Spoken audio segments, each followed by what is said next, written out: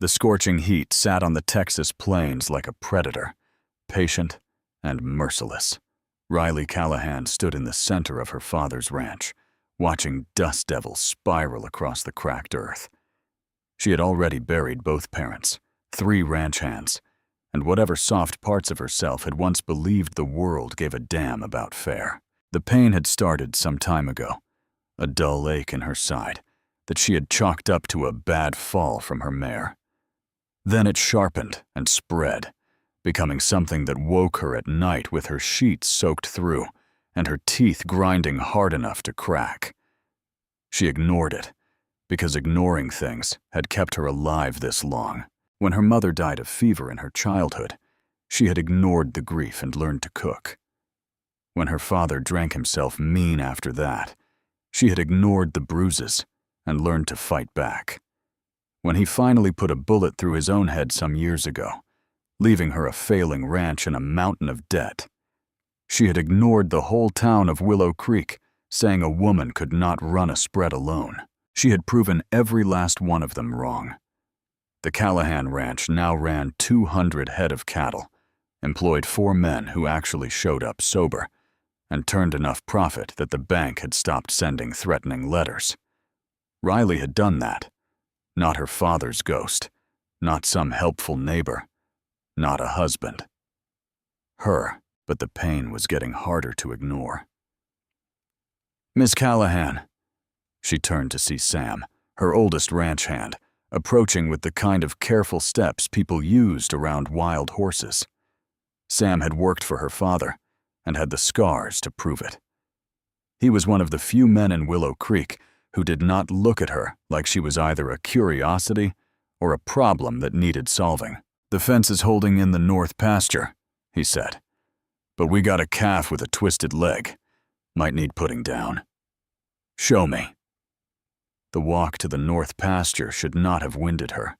It was barely a quarter mile, but by the time they reached the injured calf, Riley's vision had grayed at the edges, and sweat was running down her spine that had nothing to do with the heat. The calf was in bad shape, leg broken in 2 places, probably stepped in a prairie dog hole. It looked up at her with those big dumb eyes animals got when they did not understand why they hurt. She understood that look.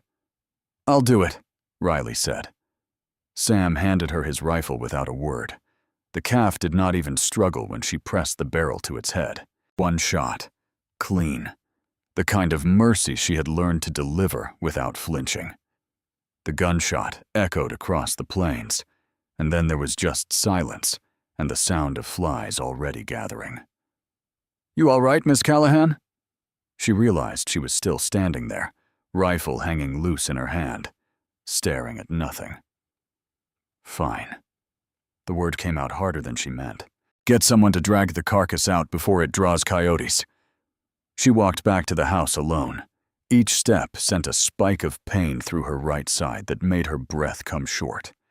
By the time she reached the porch, she had to grip the railing to stay upright. Inside, the house was exactly as her father had left it. Spartan. Functional. Clean because she had made it that way, not because it had ever been a home. She had thought about changing things, getting curtains maybe, or painting the walls something other than the color of old bone, but it had seemed like admitting she would be here forever. Now forever was looking like a shorter timeline than she had planned. Riley made it to the kitchen before her legs gave out. She caught herself on the table, knuckles white, breathing hard through her nose. The pain had gone from sharp to blinding, like something inside her was tearing.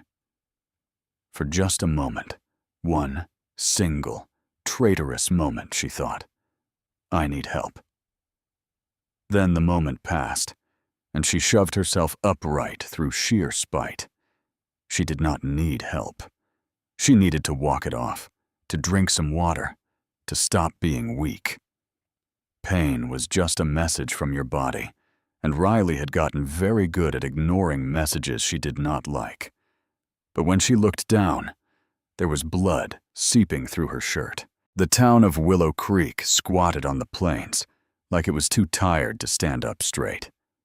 One main street, 2 saloons, a general store, a church that only filled up when someone died, and a dozen other buildings that served the ranchers and railroad workers who kept the whole enterprise stumbling forward. Riley avoided town when she could. Too many people who remembered her as Jack Callahan's wild daughter. Too many men who looked at her like a puzzle they wanted to solve, or a horse that needed breaking. Too many women who whispered when she passed, saying things like, "Poor thing and such a waste," and you would think she would try to be more ladylike. But the bleeding would not stop, and even her considerable talent for self-deception had its limits. She rode in just after dawn when the streets were mostly empty. Her feisty paint mare named Rebel picked her way through the mud and horse shit with the disdain of a society lady at a barn dance. Riley had raised her from a foal, and they understood each other. Both mean, both stubborn, both too tough for their own good. The doctor's office sat between the undertaker and the telegraph office, which Riley had always thought was either very honest or very poor planning. A small sign hung above the door, Dr. Ethan Mercer, physician and surgeon. Mercer was new to Willow Creek. He had arrived some months ago from back east somewhere, Boston maybe, or Philadelphia, one of those cities where people wore fancy clothes and thought they were better than everyone else. The town had been shocked when he chose to set up practice here instead of somewhere civilized. There had been speculation, a scandal, maybe a woman, gambling debts. The usual reasons men fled to the frontier. Riley did not care about his reasons. She just needed him to stop the bleeding so she could get back to work. She tied Rebel to the hitching post and made her way to the door. Each step was an exercise in not showing weakness. She had tied her shirt tight around the wound, but blood was still seeping through, dark and sticky. The door was not locked. She pushed it open and stepped into a room that smelled like carbolic acid and something else. Coffee, maybe, or tobacco. The front room served as a waiting area with a few wooden chairs and a desk covered in neat stacks of papers. Everything was orderly, clean, like someone actually gave a damn about organization. It set her teeth on edge. "I'll be right with you," a voice called from the back room, deep with an accent that confirmed he was definitely from back east. The kind of voice that belonged to someone who had never had to shout over a windstorm or talk down a spooked horse.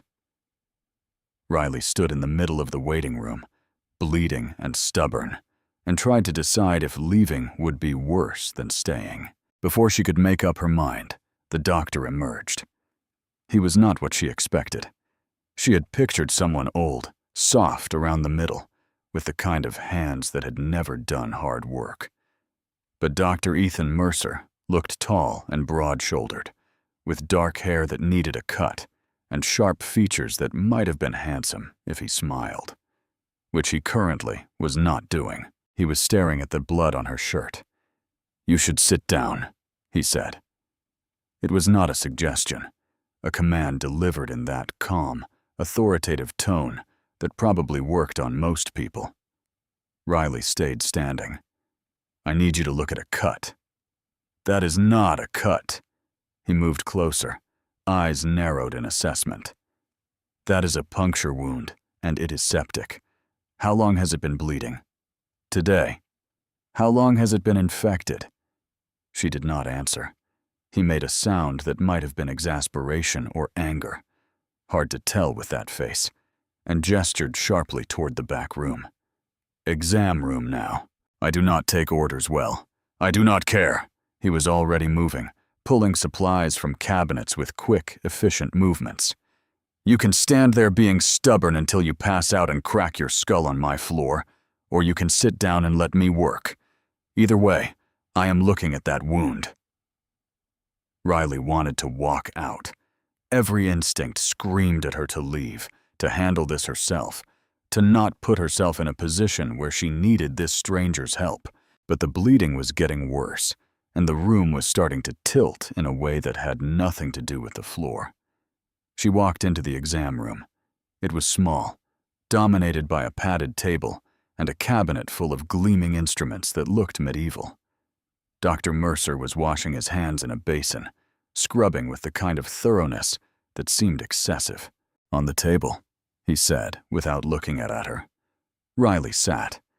The movement sent a fresh wave of pain through her side that made her vision white out for a second.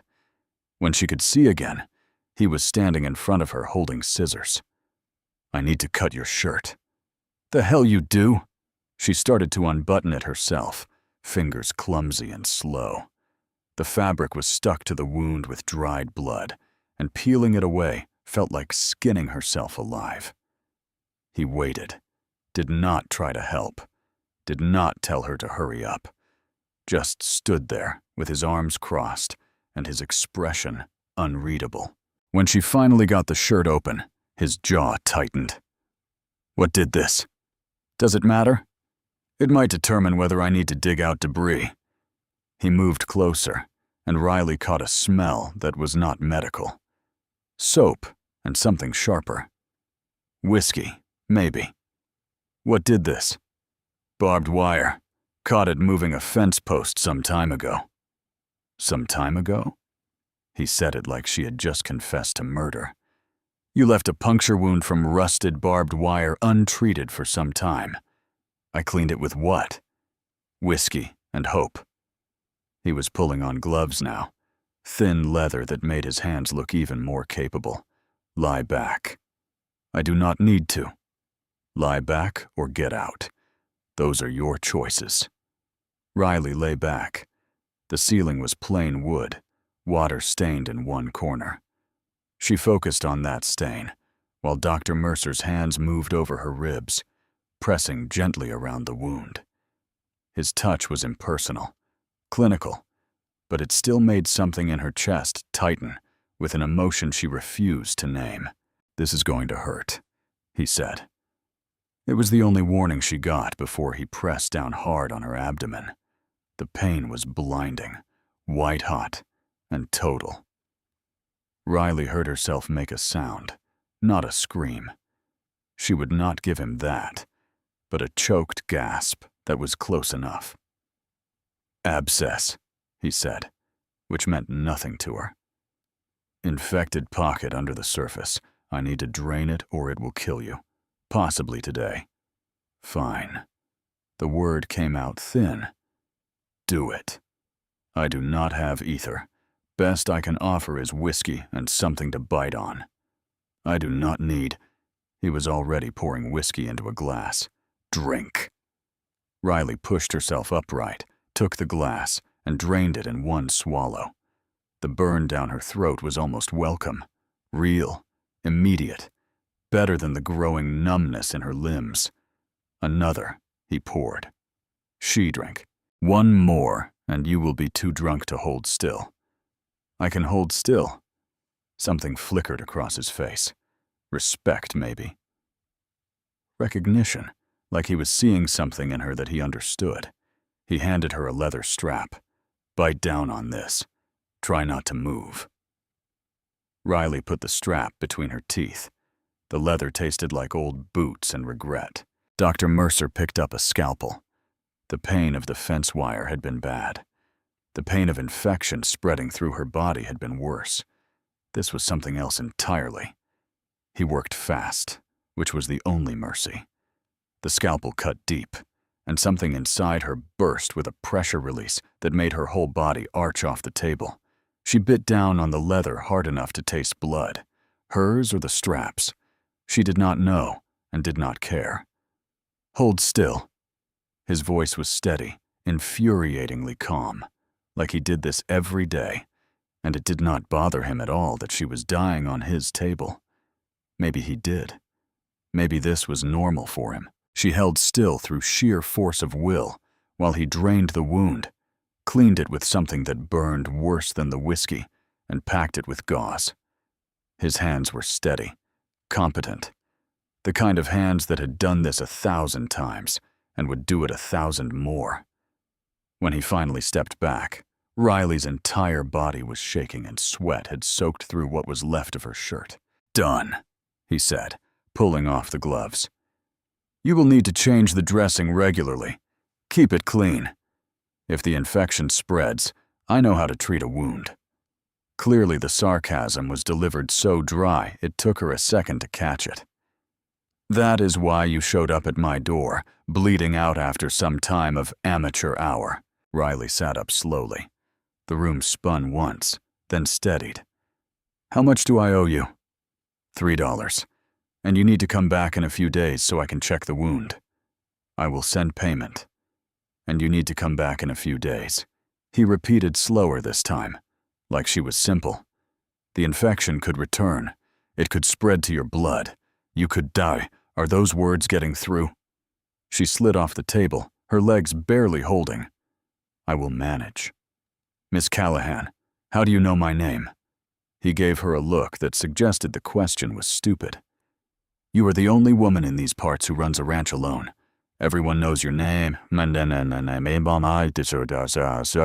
your name, right?" Of course they did. Riley Callahan, the wild daughter, the stubborn fool, the woman who thought she could do a man's job. She found her ruined shirt on the floor and pulled it on, despite the blood. The movement made the fresh wound pull in a way that promised more pain later. But later was a problem for later. "A few days," Dr. Mercer said, as she headed for the door.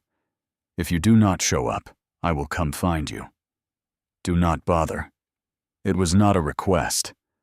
Riley stopped in the doorway and looked back at him. He was standing with his arms crossed, jaw set, looking every inch the stubborn Eastern bastard who thought he could tell her what to do. "You do not want me as an enemy, doctor. And you do not want to die of sepsis. But here we are." He did not look away, did not back down. "A few days, Miss Callahan, or I ride out to your ranch and drag you back here myself." She should have laughed, should have told him exactly what would happen if he tried, should have walked out and never come back. Instead, she heard herself say, "Fine, a few days." Then she left before she could do something really stupid, like wonder why his threat did not make her as angry as it should have. The ride back to the ranch was harder than the ride in. The whiskey was wearing off, and the wound throbbed with every step Rebel took. By the time Riley made it home, she was hanging onto the saddle horn and trying not to vomit. Sam took one look at her and went pale. "Jesus, Mary and Miss Callahan, you are bleeding." "It is handled." "That does not look handled." "I said it is handled." She slid off Rebel and her knees buckled. Sam caught her before she hit the dirt, his rough hands surprisingly gentle. "You need to rest." "I need to check the cattle count for the auction soon." "I will do it." "You will do it," he repeated firmer this time. "You get inside, clean that wound, and sleep. That is an order." Riley wanted to argue, wanted to tell him she did not take orders, that this was her ranch, and she would run it into the ground before she let anyone else make decisions. But the truth was, she could barely stand. "Fine," she said, "but if anything goes wrong, you will answer to me." "I know." He was already leading her toward the house, supporting more of her weight than she wanted to admit. "You are predictable, Miss Callahan. I am practical. You are stubborn as a mule with a mean streak." She almost smiled. "That too." He got her inside and into bed, which was humiliating but necessary. Before he left, he paused in the doorway. "That doctor in town," Sam said carefully. "He know what he is doing. I guess I will find out." "You going back?" Riley closed her eyes. The bed felt like heaven and hell all at once. Soft enough to hurt, comfortable enough to make her realize how exhausted she was. "In a few days, good." Sam's footsteps retreated down the hall. "Try not to die before then." Alone in the dark, Riley let herself acknowledge what she had been ignoring all day. She was scared. Not of the pain, not of the infection, not even of dying. Exactly. She was scared of needing help. scared of what it meant that she had gone to town instead of handling it herself. Scared that Dr. Ethan Mercer had seen her weak and bleeding, and had not looked away in disgust. He had just gotten to work like she was a problem worth solving, instead of a lost cause. That scared her most of all. The next few days passed in a fevered dream of pain and stubbornness. Riley changed the dressing herself, gritting her teeth through the process and refusing Sam's offers to help. The wound looked better, less red, less angry, but it still hurt like hell. And she was pretty sure that was not normal. The cattle count came back short by some head, which meant either someone was stealing, or the count was wrong, or some had wandered off during the last storm. All problems that needed solving, all problems she was too weak to solve. She worked anyway.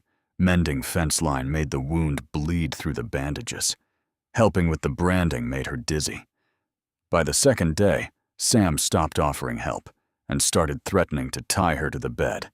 "You are going to kill yourself," he said, watching her try and fail to lift a saddle onto Rebel. "Not today. Miss Callahan, I am serious." She was not fine. She was barely functional. But admitting that felt like surrendering, and Riley Callahan did not surrender. On the morning when she was supposed to return, she woke to find her wound seeping again. Not blood this time, but something clear and foul-smelling that made her stomach turn. She was supposed to go back to town. Dr. Mercer had said a few days. Riley looked at the wound, looked at the distance to Willow Creek, and tried to convince herself she could wait longer. She made it until noon before Sam cornered her in the barn. "You are going," he said. "No room for argument right now. I already saddled Rebel. I have work, and you will be dead before you finish it." He grabbed her arm gently but firmly. "I watched your daddy drink himself to death because he was too proud to ask for help. I will not watch you do the same damn thing." That hit harder than it should have. This is different. It is not. Sam's weathered face was creased with worry and something that looked like affection. "You are a good boss, Miss Callahan. Best I have worked for.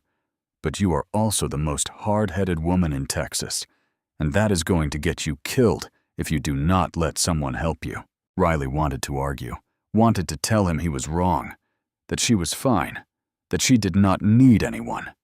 But the wound was seeping, and her vision was starting to blur at the edges. And somewhere deep down in a place she usually kept locked tight, she knew he was right. "Fine," she said. "I will go." Sam visibly relaxed. "Thank Christ. You want me to ride with you?" "No, Miss Callahan. I can manage the ride alone." She pushed past him toward where Rebel was waiting. "Check the north pasture while I'm gone. I think we got coyotes." The ride to town was worse than before. Every step Rebel took jolted the wound and sent fresh waves of pain through her body. By the time Willow Creek came into view, Riley was hunched over the saddle horn and breathing through her teeth. She tied Rebel outside the doctor's office and stood there for a long moment, gathering her strength. The door opened before she could reach it. Dr. Mercer stood in the doorway, looking unsurprised to see her. He had been watching for her, waiting. That should have made her angry. Instead, it made something in her chest loosen just slightly. "You look worse," he said. "Nice to see you too, doctor." Inside, he stepped aside to let her pass. "And this time, try not to bleed on my floor." Despite everything, the pain, the fear, the humiliation of needing help, Riley felt her mouth twitch toward something that might have been a smile. No promises. The exam room was the same as before, clean, orderly, smelling of carbolic acid and coffee. Dr. Mercer had her on the table before she could protest, cutting away the soiled bandages with quick, efficient movements.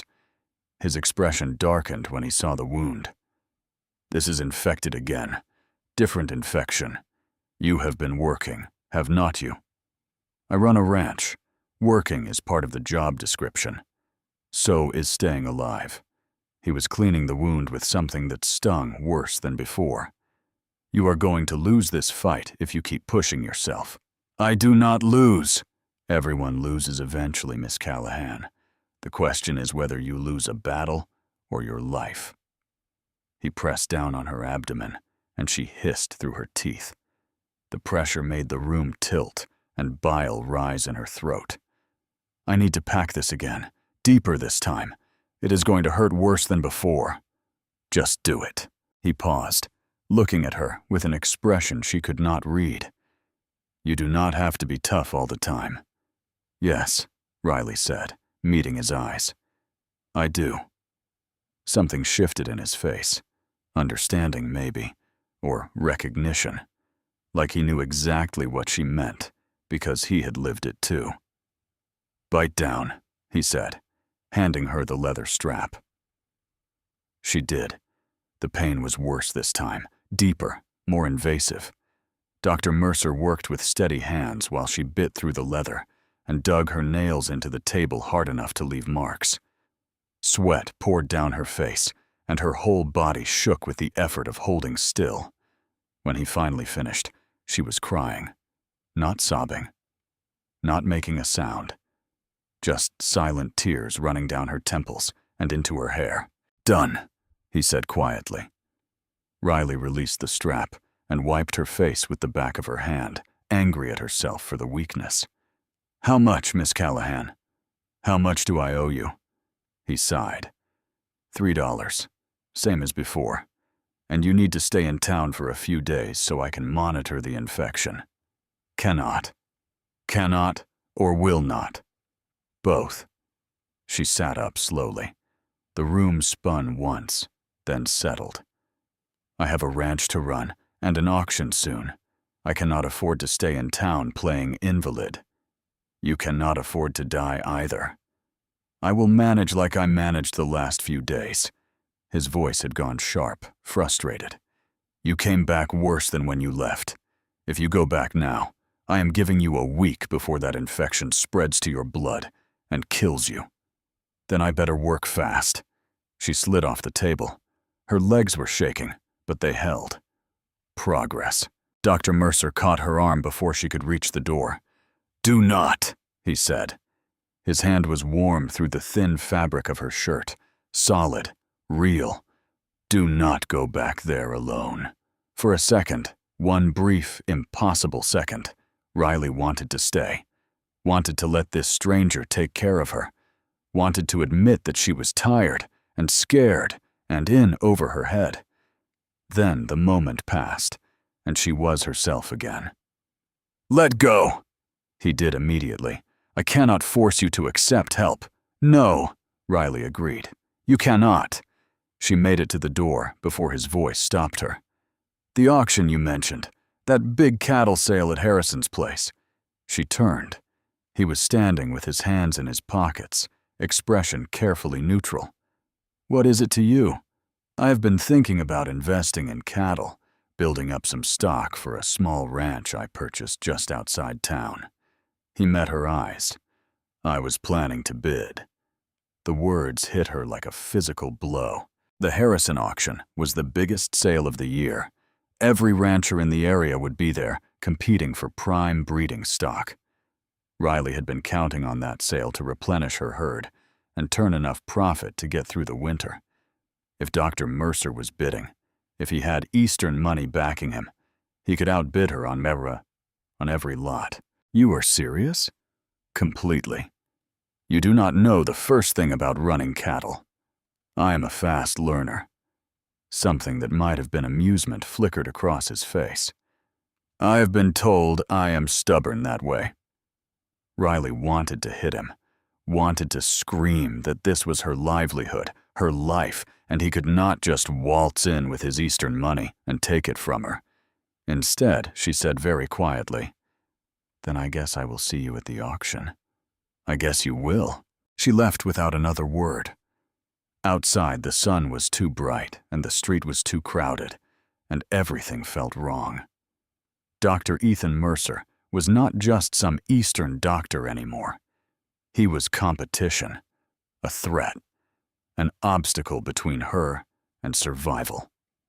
Riley climbed onto Rebel and turned toward home. Fresh bandages already starting to seep through her shirt. She had some days to heal enough to make it through the auction. Some days to figure out how to beat a man who had already seen her at her weakest. Some days to prove she was still the toughest thing on the Texas plains. It would have to be enough. The ranch felt different when she got back. Smaller, maybe, or she felt bigger. Harder to say. Sam took one look at her face and wisely said nothing about the fresh blood on her shirt. Instead, he helped her down from Rebel and steered her toward the house with a firm hand on her elbow.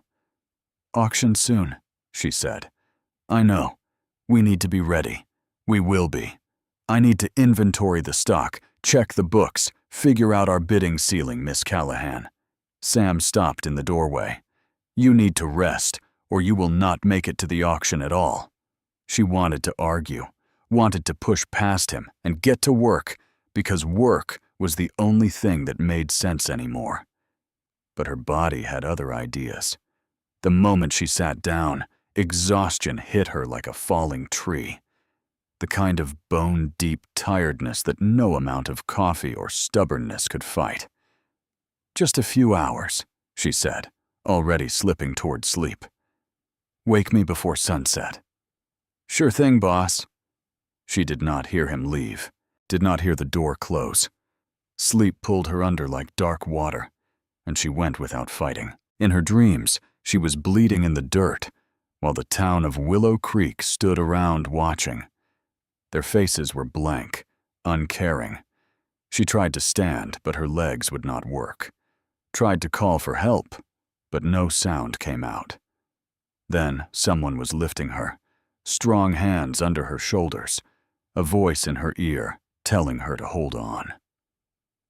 She looked up, expecting Sam, or one of the ranch hands. Instead, she saw Dr. Mercer's face, sharp and serious, eyes dark with something that looked like worry. "I have got you," he said, and for some reason in the dream, she believed him. Riley awoke to the sound of voices outside her window. Men's voices, low and urgent. She sat up too fast, and the room tilted, her wound pulling tight enough to make her gasp. The sun was wrong. Too high. Too bright. She had slept through sunset, through the night. It was morning, and she had lost hours she could not afford to lose. Damn it. She swung her legs off the bed and stood, ignoring the way her vision grayed at the edges. Her shirt was stuck to the bandages with dried blood, and something else, something that smelled sour and wrong. The voices outside grew louder. One of them was Sam. The other she did not recognize. Riley made it to the window and looked out. Sam was standing in the yard with a man she had seen around Willow Creek, Tom Garrison, one of the bigger ranchers from the Eastern Territory. He ran a large herd and had a reputation for playing dirty when it came to land deals and water rights. She pushed the window open. The voices carried clear in the still morning air. "Telling you, she is in no shape to manage a spread this size," Garrison was saying. "It is only a matter of time before something happens. A woman alone out here. It is not safe." "Miss Callahan manages just fine," Sam said. But there was tension in his voice that made Riley's jaw tighten. "For now. But I heard she has been seeing the doctor. Heard she is sick. Might be she would welcome an offer to take this place off her hands before things get worse." "You heard wrong." "Have I?" Garrison turned to look at the house, and Riley stepped back from the window before he could spot her. "Tell her I will pay fair market value. More than fair considering the condition of the place. She could take the money, move to town, live comfortable. No shame in that." "There is every shame in it," Sam said, voice gone hard. "And you know it. Now get off this property before I make you." Garrison laughed, but there was no humor in it. "Easy, old man. I am just being neighborly. But you tell Miss Callahan my offer stands. When she is ready to be reasonable, she knows where to find me." Riley listened to the sound of a horse leaving, hoofbeats fading into the distance. Then Sam's muttering as he walked away, cursing under his breath in a way that would have made her smile if she were not so furious. They thought she was weak, thought she was dying, thought they could swoop in and take what she had built because a woman could not possibly hold on to it alone. She would show them exactly how wrong they were. Getting dressed took longer than it should have. Every movement pulled at the wound, and by the time she had clean clothes on and her hair tied back, she was breathing hard and sweating. But she was upright. That was what mattered. Sam was in the barn when she found him, mending tack with quick, angry movements. "How long was Garrison here?" He did not look surprised to see her. "Long enough to piss me off. You heard." "Enough." Riley leaned against the barn door, trying to look casual instead of like she was using it to stay upright. "How many others have come sniffing around?" Sam's silence was answer enough. "How many, Sam?" "3. Garrison is the 4th. They are all saying the same thing. Heard you are sick. Heard you are struggling. Happy to take the ranch off your hands." He drove the needle through the leather hard enough to bend it. "Vultures, the lot of them. They hear about the auction. Everyone has heard about the auction. Harrison has been talking it up for some time. Biggest sale in years, he says." Sam finally looked at her. "You sure you are up for this? If that wound, I am fine. You are not fine. You slept for hours and you can barely stand. I am fine enough." She pushed off the doorframe and managed 3 steps before her knees wobbled. Sam caught her elbow, and she did not pull away, which told them both exactly how not fine she was. "I need to be there, Sam. If I do not show, they will think I am weak. They will think I am finished. You are 1 infected wound away from finished. Then I better not let it get infected again." She pulled her arm free, gentle but firm. "Get the books. I need to see how much we can afford to bid. Miss Callahan, that is an order." He looked at her for a long moment, weathered face creased with worry and frustration. Then he sighed and headed for the house, muttering something about stubborn women and early graves. Riley stood alone in the barn, listening to the horses shift in their stalls and the wind rattle through the gaps in the boards. The familiar sounds usually grounded her. Today, they just reminded her how much she had to lose. The books made for grim reading. She had known things were tight, but seeing the numbers laid out in Sam's careful handwriting made it real in a way that hurt worse than the wound in her side. They had enough to bid on maybe 3 lots, 4 if they got lucky, and the prices stayed low, which they would not because Garrison would be there, and the Johnson brothers and half a dozen other ranchers with deeper pockets than hers, and Dr. Ethan Mercer with his Eastern money and his steady hands, and his complete lack of understanding about what this auction meant to her. "We could skip it," Sam said quietly. "Wait for the spring sales. We need breeding stock before winter, or we will lose half the herd when calving season hits." Riley closed the ledger and pushed it away. "We go. We bid smart. We make it work. And if that doctor outbids me, then I will figure something else out." She stood, ignoring the pull in her side. "I always do." The next few days blurred together in a haze of work and pain and stubborn determination. Riley pushed herself harder than she should have, checking fence lines and counting stock and going over the books until the numbers swam in front of her eyes. The wound leaked and ached, but did not seem to be getting worse, which she took as permission to keep going. Sam watched her like he was waiting for her to collapse. The other ranch hands gave her a wide berth, probably because she had snapped at 2 of them for suggesting she rest. She did not have time to rest, did not have time to be weak. The morning of the auction dawned clear and hot, the kind of day that made the plains shimmer like water. Riley dressed carefully, her best shirt, clean pants, boots that were only slightly worn. She wanted to look like someone who belonged at a cattle auction, not an invalid who had crawled out of a sick bed. The wound was seeping again. She changed the bandages twice before they stopped showing blood through her shirt, then gave up and wore a vest that would hide it. Sam was waiting by the wagon, face set in lines of disapproval. "You look like hell," he said. "Good thing we are going to a cattle auction, not a church social." "Miss Callahan, I am going, Sam. You can come with me or stay here, but I am going." He climbed onto the wagon without another word. The Harrison Ranch sat some miles east of Willow Creek, sprawling across a valley that caught runoff from the hills and stayed green even in high summer. The auction grounds were already crowded when they arrived. Wagons and horses and men in their best clothes, all gathered around makeshift corrals where prime breeding stock stood, looking bored with the whole affair. Riley spotted Garrison immediately. He was holding court near the main corral, laughing loud enough to carry across the yard. When he saw her, his expression flickered. Surprise, then something sharper. He said something to the men around him, and they all turned to look. "Ignore them," Sam muttered. "I always do." They found a spot near the auction block where Riley could sit without looking like she needed to. The wound was throbbing in time with her heartbeat, and the ride had opened it enough that she could feel fresh blood seeping into the bandages.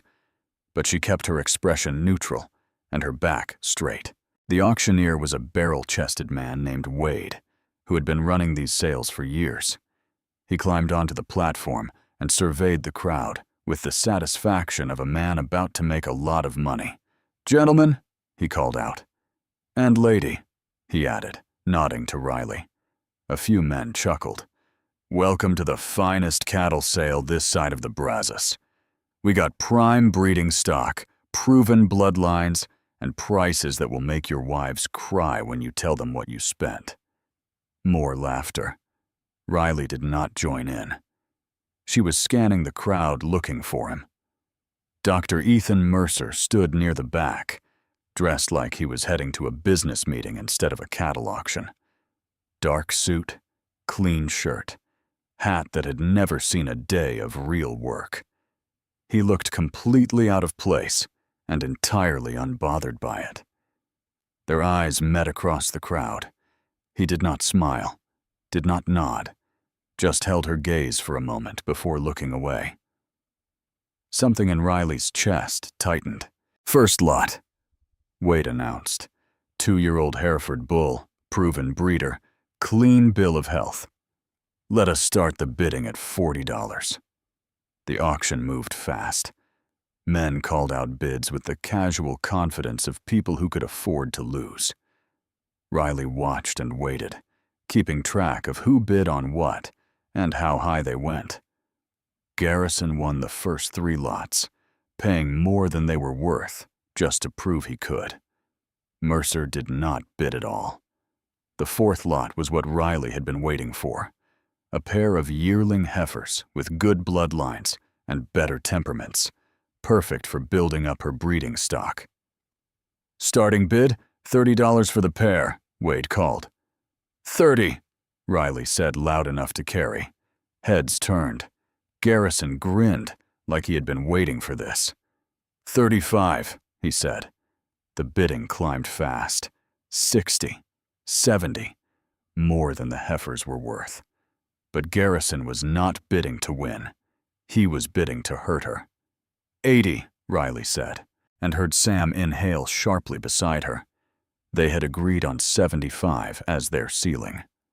85, Garrison said, still grinning.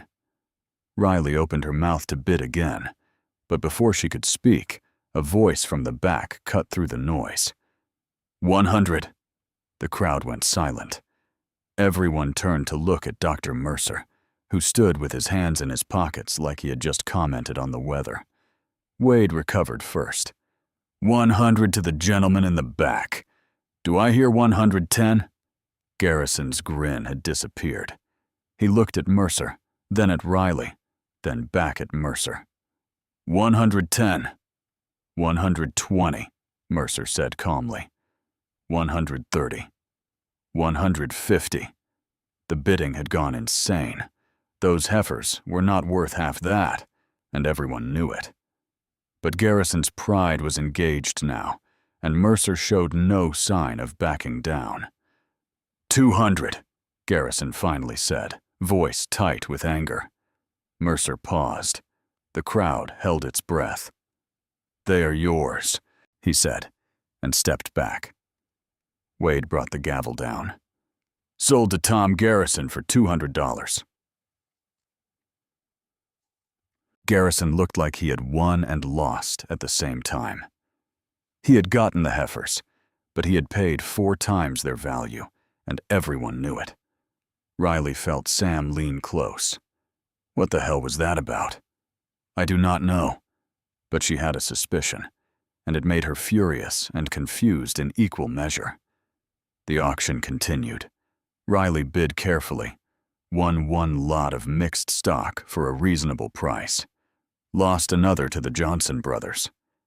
She kept expecting Mercer to bid again, but he stayed silent through lot after lot, just watching. Then Wade announced the final lot of the day. Prime breeding pair, 3-year-old bull and a proven heifer. Best genetics you will see this year. Starting bid is $100. This was the lot Riley had been saving for, the one she needed. Good breeding stock like this could transform her herd, set her up for the next several years. She waited for the initial bids to settle, then raised her hand. 120. 130, what someone called. Not Garrison this time, one of the Johnson brothers. 140, Riley countered. The bidding climbed. 150? 160! Riley's budget was screaming at her to stop, but she kept going, kept pushing because she needed this. 180, she said, and it was everything she had left. Silence. The Johnson brothers conferred quietly. Garrison watched with his arms crossed, looking pleased with himself for some reason. Then Mercer's voice cut through the quiet. 200. Riley's stomach dropped. She turned to look at him. He was watching her now, expression unreadable. 210, she said, even though she did not have it. She would figure it out. She would sell something, cut costs somewhere, make it work. 250, Mercer said. The crowd muttered. That was crazy money for a breeding pair, even a good one. Riley opened her mouth, but Sam grabbed her arm. Do not. You cannot afford it. I need that stock. You need to keep the ranch running more. Do not bid money you do not have. He was right. She knew he was right. But the thought of watching Mercer take that lot, of losing to him in front of everyone, made her want to scream. Do I hear 260? Wade looked at Riley expectantly. She stayed silent. Going once, going twice. The gavel came down. Sold to Dr. Mercer for $250. Utour. The auction broke up after that, men settling their accounts and arranging for stock transport. Riley stayed seated, watching the crowd disperse and trying to breathe through the anger and humiliation burning in her chest. We got the mixed lot, Sam said quietly. That is something. It is not enough. It will have to be. Garrison walked past on his way out, paused long enough to lean down and say, My offer still stands, Miss Callahan. You think about it. She did not dignify that with a response. When most of the crowd had cleared, Riley finally stood. The movement made her wound pull, and fresh blood leaked through the bandages. She could feel it soaking into her shirt, warm and sticky. We should get you home, Sam said. I need to talk to Harrison about payment terms. Miss Callahan, go hitch the wagon. I will be there in a minute. Sam left, still muttering. Riley started toward Harrison's office, but she had only made it a few steps when a voice stopped her. "Miss Callahan." She turned. Dr. Mercer was standing a few feet away, still looking completely out of place in his city clothes. "What do you want?" "To talk, if you have a minute." "I do not. It is about the breeding pair." That stopped her. She turned to face him fully, ignoring the way the movement made her vision swim. "What about them?" "I do not need them." Riley stared at him. "Then why the hell did you bid $250 to keep Garrison from getting them?" Mercer took a step closer. "He was going to bid against you no matter what." "I have seen men like him. They care more about winning than what they win. So I drove the price up until he could not justify it. Then I took the lot. That was stupid, generous, calculated, all of the above." "Why would you do that?" "Because you need that stock, and he does not." He pulled a piece of paper from his pocket and held it out. "I will sell them to you.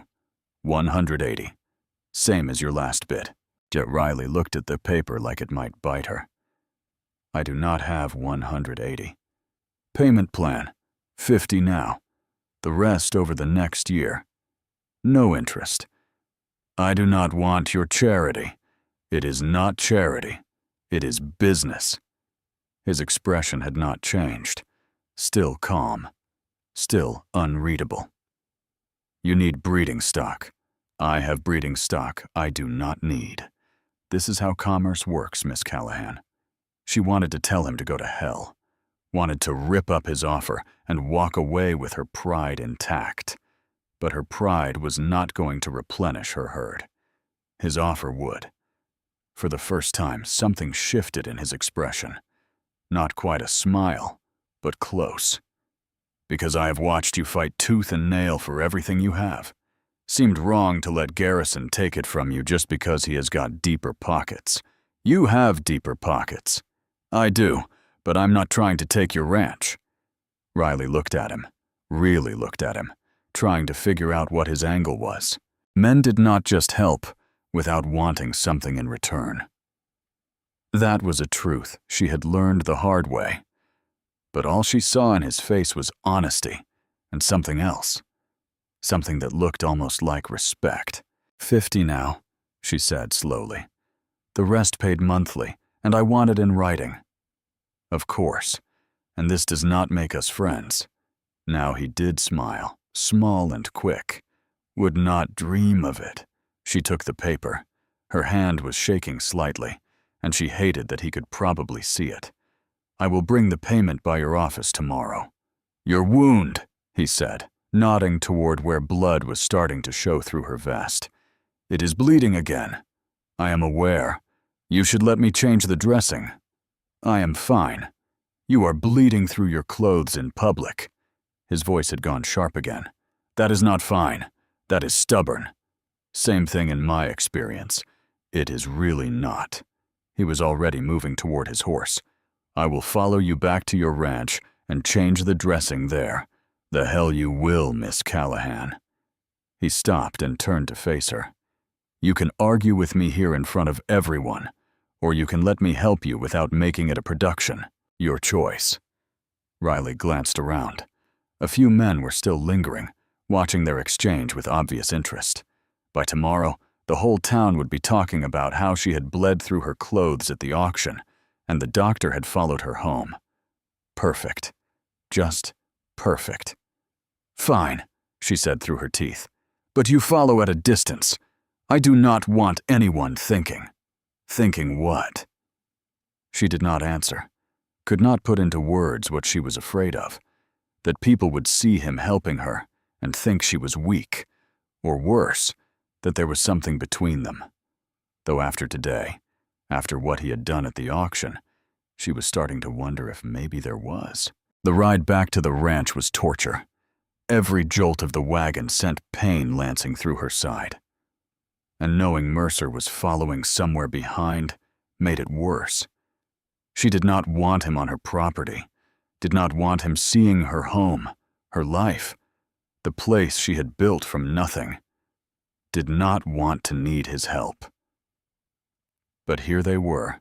Sam gave her a long look when Mercer rode up to the house behind them, but he did not say anything. Just helped her down from the wagon and disappeared into the barn, making himself scarce. "Inside," Mercer said, already dismounting. "I can change my own bandages." "I am sure you can.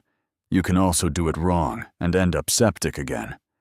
He tied his horse and headed for the porch without waiting to see if she would follow. "Where is your medical kit?" "I do not have one." He stopped, turned. "You run a ranch and you do not have a medical kit?" "I have bandages and whiskey. That is a kit. That is a recipe for infection." He was shaking his head, already moving toward the door. "Show me where you keep them." Riley led him inside, acutely aware of how small the house felt with him in it.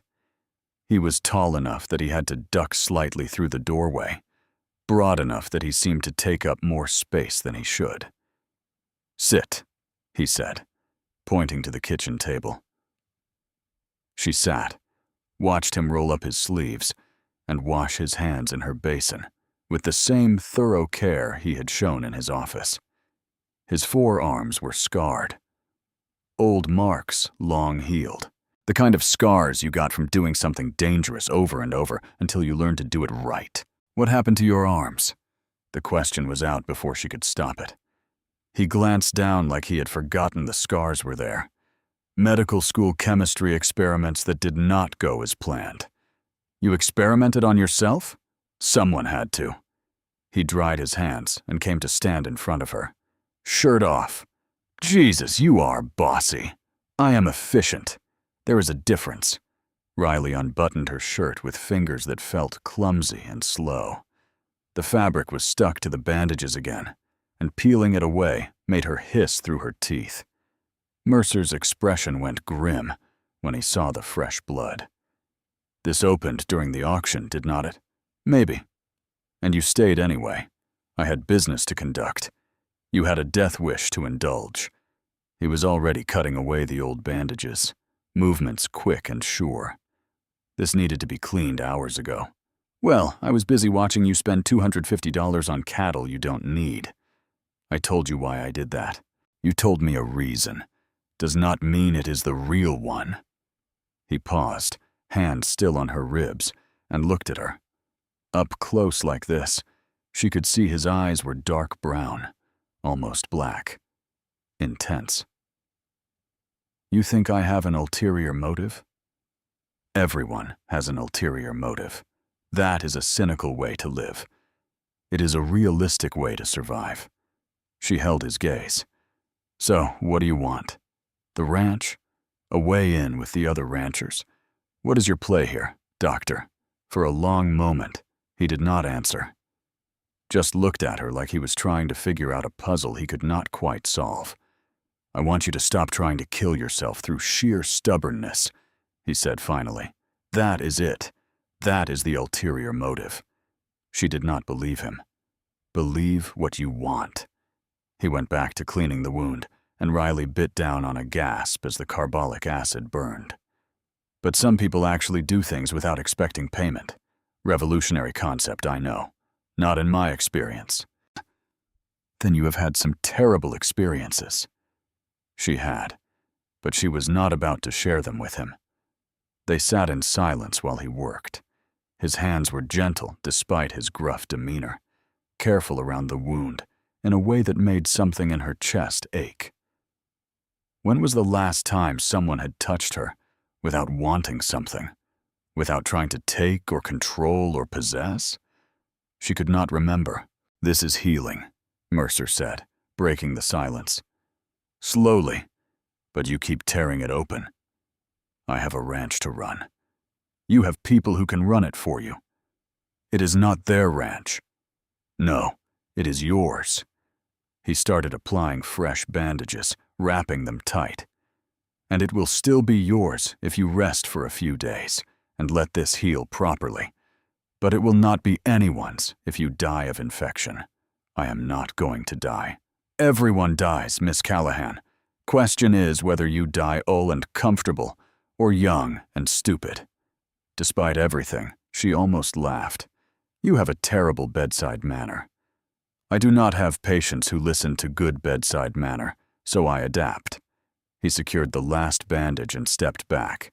There, that should hold if you do not do anything crazy. Define crazy. Anything more strenuous than sitting still and reading a book. So, everything I normally do? Exactly. He was rolling down his sleeves, putting himself back together. I will check on you in a few days. You do not need to. It is not negotiable. He picked up his bag and headed for the door, then paused. The payment for the breeding pair. Send it when you can. There is no rush. I will bring it tomorrow.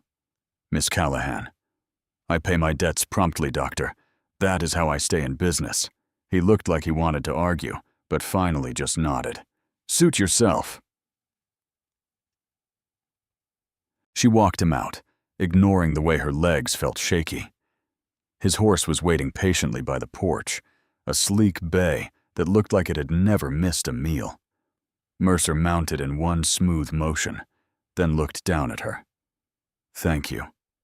Riley blinked. For what? For letting me help. I know it was not easy. It was nothing. It was everything. He tipped his hat. A few days, Miss Callahan. Then he was riding away, leaving her standing on her porch, feeling more confused than she had in years. Sam emerged from the barn once Mercer was out of sight. That was interesting. It was business. That what we are calling it, Sam? I'm just saying, I have never seen a man spend $250 on livestock he does not need as a business transaction. He is trying to build a ranch. He needs breeding stock. He is trying to help you. There is a difference. Sam gave her a long look. Question is, are you going to let him? Riley did not have an answer for that. She spent the rest of the day going over the books, trying to figure out how to make the payment to Mercer without completely draining their accounts. The numbers did not improve, no matter how many times she ran them. $50 now would leave them dangerously low. But it was better than not having the breeding stock at all. She would make it work. She always did. That night, lying in bed with her side throbbing and her mind racing, Riley tried to figure out what Ethan Mercer's angle was. Men did not help without wanting something. That was a law as immutable as gravity. But what did he want? Not the ranch. He had his own land. Not her gratitude. He had made it clear he did not need that. Not her body. He had had plenty of chances to make that kind of advance and had not. So what? Maybe, a small voice whispered in the back of her mind. He just wanted to help. Maybe some people actually were that simple. The thought scared her more than any threat Garrison could make. Because if Mercer was genuine, if he was really just trying to help her without expecting anything in return, then she owed him something she had sworn she would never give anyone again. Trust. And trust, in her experience, was just another word for setting yourself up to get hurt. She fell asleep, still trying to convince herself that he had an angle, that this was all some elaborate game she just had not figured out yet. But her dreams told a different story. Dreams of steady hands and dark eyes, and a voice saying, I have got you. Like it was a promise instead of a lie. Morning came too early and brought pain with it. Riley awoke to find her sheets damp with sweat and the wound throbbing with a deep, angry heat that made her stomach turn. She sat up carefully and peeled back the bandages Mercer had applied. The skin around the wound was red, not the angry crimson of fresh infection, but enough to worry her. She pressed gently and felt heat radiating from the area. Damn it! She changed the dressing herself, gritting her teeth through the process. The $50 from Mercer sat in an envelope on her nightstand, money she had counted out several times to make sure it was exact. She needed to get it to him today. Settle the debt before it became something she owed him, instead of something they had agreed on. There was a difference. A big one. Sam was already up when she made it to the kitchen. Coffee brewing on the stove, and the smell of bacon filling the small space. "You look worse," he said without preamble. "Good morning to you too. I am serious. You are pale as milk and sweating like it is the middle of summer." He poured her coffee and pushed the cup across the table. "That wound getting bad again." "It is fine. That is what you said a few days before you almost died." He sat down across from her, face set in stubborn lines. "You need to see the doctor. I'm taking him payment today. I will have him look at it then. You should not be riding into town. It is the distance. It is the distance you can barely walk, let alone ride." Sam's voice had gone quiet in that way that meant he was really worried. "Let me take the payment. You stay here and rest." "No, Sam." I said no. She softened it with something that might have been a smile. "I appreciate the concern, Sam. I do. But I need to do this myself." He studied her for a long moment, then sighed. "You are going to work yourself to death one of these days." "Probably. And you are fine with that?" The question caught her off guard. She opened her mouth to say yes, of course. What did it matter how she went as long as the ranch survived her? But the words stuck in her throat. Was she fine with it? Some time ago, she would have been. The ranch was everything, the only thing that mattered. If she had to burn herself out to keep it running, that seemed like a fair trade. But something had shifted. Maybe it was the infection forcing her to accept help. Maybe it was Mercer's steady hands and blunt words. Maybe it was just exhaustion finally catching up with her. Whatever it was, she was not sure anymore. "I am working on it," she said finally. Sam nodded like that was good enough. "Eat something before you go. You need the strength." The bacon was good, but she could only manage a few bites before her stomach rebelled. Everything tasted wrong, felt wrong. The coffee helped. Strong and bitter and real. By the time she made it outside, the sun was already beating down with the kind of heat that promised a miserable day. Rebel was in her stall, ears pinned back in warning when Riley approached. "I know," Riley muttered, stroking the mare's neck. "I do not want to do this either." Getting into the saddle took 3 tries and left her breathing hard. The wound pulled with every movement, and by the time she was seated, fresh blood was seeping through the bandages. This was stupid, dangerous, exactly the kind of thing Mercer would lecture her about if he knew. She rode anyway. The distance to Willow Creek had never felt longer. Heat shimmered off the plains in waves, and the sun felt like a physical weight on her shoulders. Halfway there, Riley had to stop and lean forward against Rebel's neck, fighting down nausea and trying to breathe through the pain.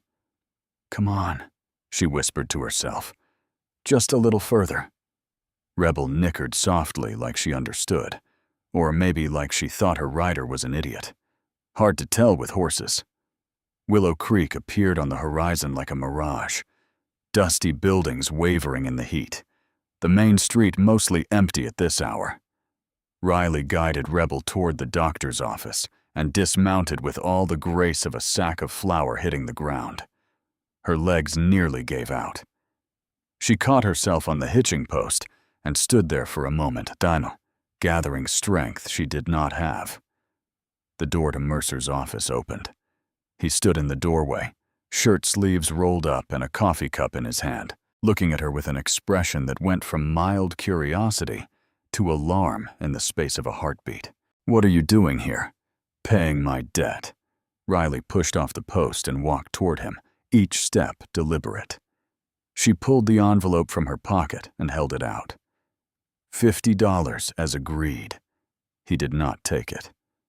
"You rode the distance in this heat with an infected wound to bring me money that could have waited. I pay my debts promptly. You are insane. That has been mentioned." She thrust the envelope at him again. "Take it." This time he did, but his eyes never left her face. "You are burning up. It is hot out. You have a fever." He set the coffee cup down and reached for her forehead. She jerked back instinctively, and he stopped, hand suspended between them. "I need to check your temperature." "I am fine." "You are delirious, if you think I believe that." He stepped aside and gestured into the office. "Inside now. I just came to—" "Inside, Miss Callahan, or so help me. I will carry you in there myself." She believed him, and the thought of being carried, of that kind of helplessness, was worse than walking on her own. She went inside. The office was cooler at least. Mercer directed her to the exam room without ceremony, and she sat on the table, feeling the familiar sense of defeat that came with admitting she needed help. He was washing his hands again, movements quick and efficient. When did the fever start? This morning, and the wound, red, hot to the touch. He turned to look at her, and there was something in his expression she could not quite read. Frustration, maybe, or fear. "Shirt off," he said quietly. She complied without argument this time, too tired to fight. The bandages were soaked through with blood and something else, something that smelled sour and wrong. Mercer's jaw tightened when he peeled them away. "It is abscessed again. Can you drain it?" "I can, but Miss Callahan—" He stopped, seemed to gather himself. "This is the third time. Your body is trying to tell you something, and you need to listen." "I am listening." "It is saying it hurts. It is saying you need to rest. Actually rest.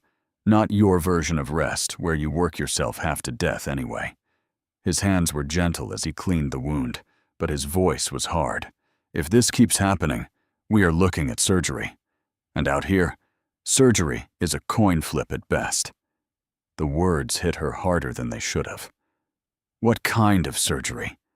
"The kind where I cut deeper, try to remove the infected tissue, and hope I do not nick anything vital in the process." He was preparing his instruments, movement sharp with controlled anger. "The kind where you could bleed out on my table, or die of shock, or survive, but never be the same." "You trying to scare me?" "I am trying to make you understand that you are not invincible." He turned to face her fully. "You are human. You are hurt. And if you do not start treating yourself like something worth preserving, you are going to die before you are 30.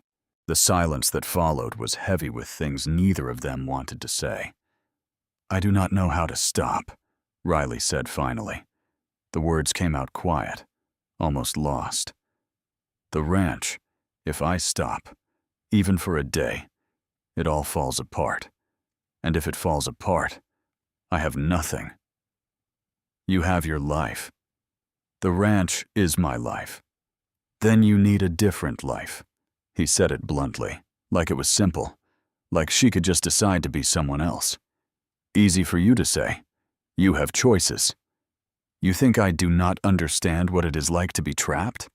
Something flashed across his face, old pain carefully hidden. "I gave up everything to come here. My family, my career, any chance at the life I was supposed to have. You think that was a choice?" She stared at him. "Why did you come here?" "That is not relevant. It is to me." He was silent for a long moment, jaw working like he was chewing on words he did not want to swallow. Finally, he said, "I made a mistake back east. A patient died because I was too proud to ask for help when I needed it." Riley felt something shift in her chest. Recognition, maybe. "What happened?" "I was working on a new surgical technique. Thought I had it figured out.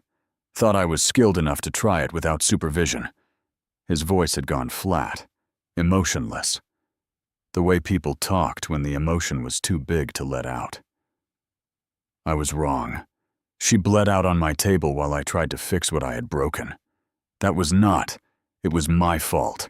I knew it was risky. I knew I should have waited, should have consulted with senior surgeons, should have done a dozen things differently, but I was too proud, too certain of my own abilities. He met her eyes. Sound familiar? It did. Painfully so. So I left, Mercer continued.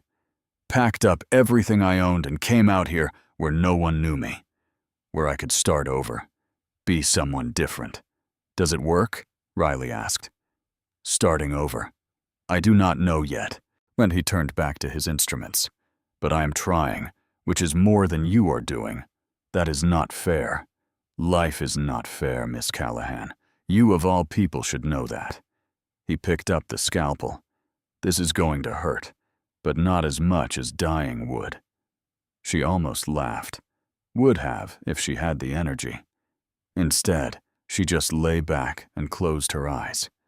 The pain when he cut was sharp and immediate, but somehow easier to bear, knowing he understood. Knowing he had made the same mistakes she was making. Paid for them in ways she could barely imagine. Why did you really help me at the auction? She asked through gritted teeth. I told you. No, the real reason. He was silent for so long she thought he would not answer. Then quietly, because watching you fight alone reminded me of me. And I know how that story ends. Something in her chest cracked open. Not breaking, opening like a door she had kept locked for so long, she had forgotten it was there. I do not know how to be anything else, she whispered. Then learn. His hands were steady as he worked, competent and sure. You are smart enough to run a ranch alone. You are strong enough to survive things that would kill most people. You are capable enough to earn respect in a town that does not give it to women. Use some of that intelligence and strength and capability to save yourself. From what? From you. The words hung in the air between them, sharp and true, and terrifying. He finished draining the wound and packed it with fresh gauze, movements gentle despite his harsh words. When he stepped back, Riley felt the loss of his presence like cold water. You need to stay in town, he said. At least a few days. I need to monitor this. I cannot.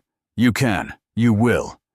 He was cleaning his instruments now, not looking at her. There is a boarding house 2 streets over. Mrs. Ramirez runs it. Clean rooms, decent food. I will send word you are coming. I do not have money for. Consider it part of my payment plan. Room and board for a few days in exchange for. He paused, seemed to think better of whatever he was going to say. In exchange for you actually resting for once in your life. That is not. It is not negotiable. He finally looked at her, and there was something fierce in his eyes.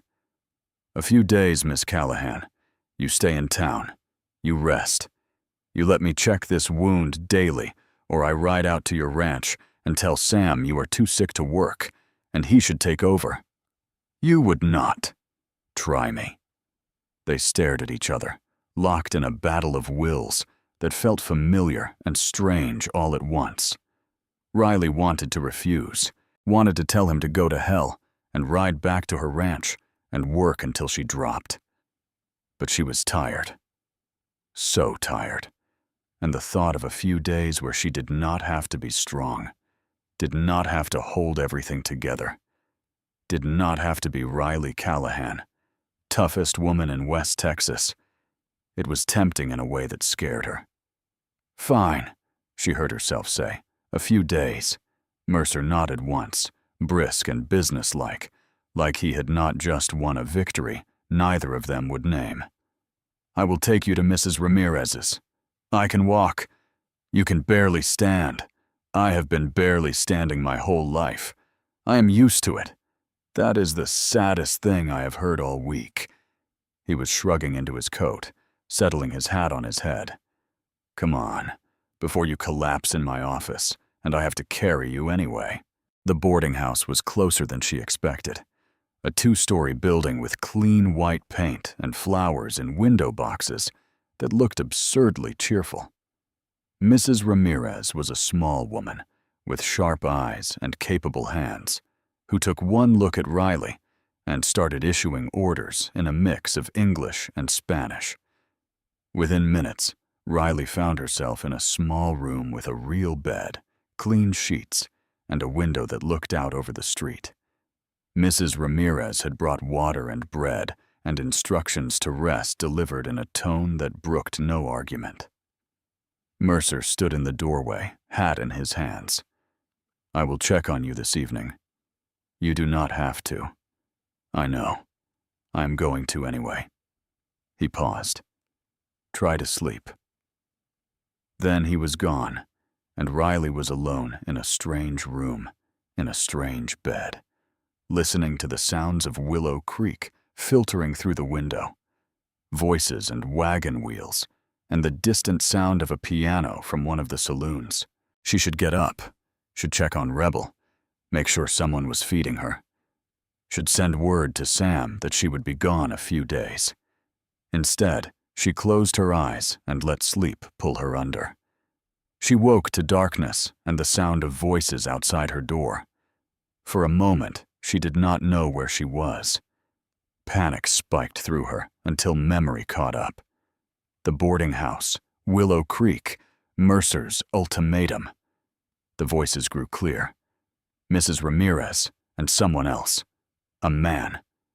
"You cannot just barge in. I am her doctor. I need to check on her condition. She is sleeping. Come back in the morning. Mrs. Ramirez, with all due respect." "With all due respect, Dr. Mercer, that girl has been running herself into the ground for years. Let her sleep." Silence. Then Mercer's voice quieter. "Is she eating?" "She had some soup. Not much, but some." "Fever?" "I am not a doctor. You have raised children and buried husbands. You know a fever when you see one." A pause. "Maybe a slight one. Nothing terrible. I should check tomorrow. Let her rest tonight. You can fuss over her in the morning." More silence. Then footsteps retreating down the hall. Riley lay in the darkness, listening to Mrs. Ramirez's footsteps fade away, and tried to ignore the warm feeling spreading through her chest. He had come to check on her, had argued with Mrs. Ramirez about it, cared enough to be worried. When was the last time someone had worried about her? She could not remember. Sleep came easier the second time, dreamless and deep. When she woke again, sunlight was streaming through the window, and the smell of coffee was drifting up from downstairs. Her wound felt better, still sore, still tender, but the angry heat was gone. She sat up carefully and was pleased to find the room stayed steady. Someone had left clean clothes on the chair by the door. A simple dress, nothing fancy, but clean and whole. Riley stared at it for a long moment. She had not worn a dress in years, had not seen the point when pants were more practical for ranch work. But she was not doing ranch work right now. She was resting, being someone different, even if just for a few days. She put on the dress. It fit well enough, though it hung a little loose on her frame. Looking in the small mirror above the wash basin, Riley barely recognized herself. She looked softer, somehow, younger, less like someone who had spent years fighting the world, and more like someone who might actually belong at a boarding house, eating regular meals and sleeping in a real bed. The thought unsettled her more than it should have. Downstairs, Mrs. Ramirez took one look at her and smiled. "You look better. Still too thin, but better. Sit. Eat." The breakfast was simple, but good. Eggs and toast and coffee that was stronger than anything Riley made at home. She ate slowly, aware of Mrs. Ramirez watching her with the kind of attention that suggested she would report back to Mercer about every bite. "He will be by after his morning rounds," Mrs. Ramirez said, confirming Riley's suspicion. "Says you need your bandages changed." "I can do it myself." "I am sure you can. You strike me as someone who can do most things herself." Mrs. Ramirez refilled her coffee cup without asking. "Question is whether you should. I do not follow. I have lived in Willow Creek for years, raised my children here, buried my husbands here. built a business here. You know what I have learned?" She sat down across from Riley, hands folded on the table. "The people who survive are not the strongest. They are the ones who know when to ask for help. I am not good at asking. No one is.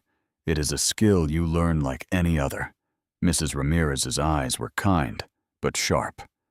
"That doctor, he is a good man. Lonely, maybe hiding from something, but good. You could do worse than letting him help you." "I am not. We are not." Riley stumbled over the words, not sure what she was trying to deny. "I did not say you were. I said he wants to help. What you do with that is your business." She stood, collecting empty plates. "But in my experience, good men who want to help do not come around often. Might be worth not running from this one." Before Riley could respond, there was a knock at the door. Mrs. Ramirez answered it, and Mercer's voice carried through the house, professional and courteous. "Morning, Mrs. Ramirez. I am here to check on Miss Callahan." "She is in the dining room looking better, I might add." He appeared in the doorway and stopped short when he saw her. Something flickered across his face. Surprise, maybe, or something else Riley could not name. "You are wearing a dress," he said, then looked immediately annoyed with himself for saying it. "Mrs. Ramirez left it out. My clothes were—" She gestured vaguely at nothing. "Covered in blood." "Right." He cleared his throat. "How are you feeling?" "Better." "Fever?" "I do not think so." "Let me check." He crossed the room and pressed the back of his hand to her forehead before she could protest. His touch was cool and clinical, but Riley still felt heat spread through her face. "Better," he agreed, stepping back, but not gone. "How is the wound?" Less angry. "I will need to look at it upstairs." Mrs. Ramirez had diplomatically disappeared into the kitchen. Riley stood, acutely aware of how the dress moved around her legs, unfamiliar and strange. Mercer followed her upstairs and waited while she sat on the bed. He set down his bag and washed his hands in the basin, and the domesticity of it, being in a bedroom together, him washing his hands like this was normal, made Riley's stomach flip. "I need to," she gestured at the dress. "Of course." He turned his back, giving her privacy to unfasten the buttons and pull the fabric down to her waist. The bandages underneath were clean, barely spotted with blood, a marked improvement from before. "This looks good," Mercer said, examining the wound with gentle fingers. "Much better. The infection is receding. Does that mean I can leave?" "It means you should stay the full few days like we agreed." He was applying fresh bandages, movement sufficient. "Infection can come back if you push too hard, too fast. I cannot just sit here for a few days doing nothing." "Why not?" "Because She stopped. Because why? Because sitting still felt like giving up? Because rest felt like weakness? Because if she stopped moving, stopped fighting, she might realize how tired she was. All of the above, probably. "Because I do not know how," she said finally. "Then learn." He secured the last bandage and stepped back. "You can get dressed." She pulled the dress back up, fumbling with buttons that suddenly felt complicated. When she looked up, he was watching her with an expression she could not read. "What?" "Nothing. You just—" He shook his head. "You look different in a dress." "Bad different?" "No, just different." He picked up his bag. "I will check on you tonight. Try to rest. You keep saying that because you keep not doing it." He paused at the door. "There is a library 2 streets over. Small, but they have books. Might help pass the time. I have not read for pleasure in years. Might be time to start again." Then he was gone, leaving her alone with the unfamiliar feeling of having nothing to do and nowhere to be.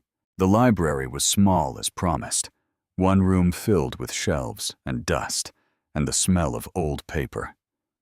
The librarian was an elderly man named Mr. Foster, who looked delighted to have a visitor. "Take your time," he said, gesturing at the shelves. "Not many people come in these days. Everyone is too busy trying to survive."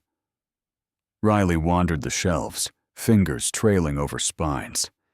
She had loved reading as a child before her mother died, and survival became more important than stories. Seeing the books now felt like meeting old friends she had abandoned. She pulled down a volume at random, something about a woman living alone on the prairie, building a life from nothing. The irony was not lost on her. She read sitting in a patch of sunlight by the window, and for the first time in years, let herself get lost in someone else's story instead of her own. The few days passed in a strange sort of limbo. Riley read, ate meals she did not have to cook, slept in a bed that someone else had made, let Mercer check her wound twice daily without arguing, talked to Mrs. Ramirez about everything and nothing, recipes and weather, and the kind of casual conversation Riley had forgotten existed.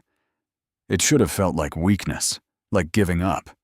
Instead, it felt like breathing for the first time in years.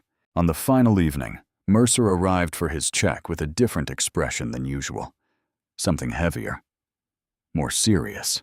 "The wound looks good," he said after examining it. "Healed enough that you can go home tomorrow if you want. If I want. You could stay longer. Mrs. Ramirez says you are welcome as long as you need." Riley pulled her dress back into place. "And why would I need to stay?" He sat down in the chair by the window, hat in his hands, looking more uncertain than she had ever seen him. "Because in these few days you have looked healthier than I have seen you. You have rested, eaten regularly, let yourself heal. And I am concerned that the moment you go back to your ranch, you will fall into the same patterns. Work yourself until you collapse. Ignore your health until it becomes critical. That is my choice." "It is." He met her eyes. "But it does not have to be." "What are you suggesting?" "I do not know." He rubbed a hand over his face, tired. "I am a doctor, not a... I do not know what you need, but I know it is not what you have been doing. You want me to give up my ranch? No. I want you to give yourself permission to live a life that is more than just surviving." He leaned forward, earnest. "You are young, Riley. You should have more than work and pain." The use of her first name jolted through her. He had never used it before, had always kept things formal, professional. This felt like crossing a line neither of them had acknowledged was there. "What do you care?" she asked, quieter than she meant to. "Really? Why does it matter to you what happens to me?" He was silent for a long time. When he finally spoke, his voice was rough. "Because I failed someone once by being too proud to ask for help. And I see you making the same mistake. And He stopped, started again. "I cannot save everyone. I know that. But maybe I can save one stubborn woman from destroying herself. I am not a patient to be saved." "No, you are." He stopped again, like the words were too big to say. "You are someone worth saving." The silence that followed was different than before, charged with something neither of them wanted to name. "I have to go back tomorrow," Riley said finally. "The ranch. Sam can manage for a few days, but not forever. And I cannot just abandon everything I have built. I know, but maybe..." She took a breath. "Maybe I could come to town more often for supplies, check-ins. I would like that. And maybe you could teach me how to treat wounds properly, how to know when something is serious, so I am not so helpless. Ignorant. You are not ignorant. You are untrained. There is a difference." He stood, settling his hat back on his head. "I could teach you if you are willing to learn. I am willing." Something shifted between them, an understanding maybe, or the beginning of one. "Tomorrow morning then," Mercer said. I will ride out with you. Make sure you get home safe. I do not need. I know, but I am doing it anyway. He smiled, small and quick. Consider it the price of my teaching. You put up with me fussing. I share my medical knowledge. That is not a fair trade. Take it or leave it. She almost smiled back. Fine. Tomorrow morning, After he left, Riley sat in the gathering darkness and tried to figure out what had just happened. Something had changed. Some walls she had been maintaining had developed cracks, and Ethan Mercer was slipping through them, whether she wanted him to or not. The scary part was she was not sure she minded anymore. The ride back to the ranch should have been easier than the ride into town. Riley was healed, or close enough. The morning was cool, the sky clear. Mercer rode beside her on his bay gelding, close enough for conversation, but far enough to be proper. Everything should have been better. Instead, Riley felt dread settling in her stomach like bad food. She had been gone a few days of rest while her ranch ran without her, a few days of proving that maybe she was not as necessary as she had always believed. The thought should have been liberating. It terrified her. You are quiet, Mercer said. Just thinking about what I'm going back to. She watched the horizon where her land started and the rest of the world ended. Whether anything has changed. Whether you have changed, you mean? She glanced at him. He was looking straight ahead, expression unreadable under the brim of his hat. Maybe. Change is not always bad, said the man who had fled across the country to escape his past. He smiled at that, thin and wry. Fair point, though. I would argue I was not escaping. I was seeking. What is the difference? Escaping is running from something. Seeking is running toward something. He looked at her. Then the question is, which one are you doing? Riley did not have an answer for that. The ranch appeared on the horizon, familiar and foreign all at once. The house looked smaller than she remembered. The barn more weathered, like seeing it through someone else's eyes had changed it somehow. Sam was in the yard when they rode up, and the relief on his face was so stark it made Riley's chest tight. Miss Callahan, he helped her down from Rebel, hands gentle. You look better. I am better, Doctor. Sam nodded to Mercer, who was dismounting with the easy grace of someone who had spent time on horses, despite his city origins. Appreciate you looking after her. She made it difficult, but we managed.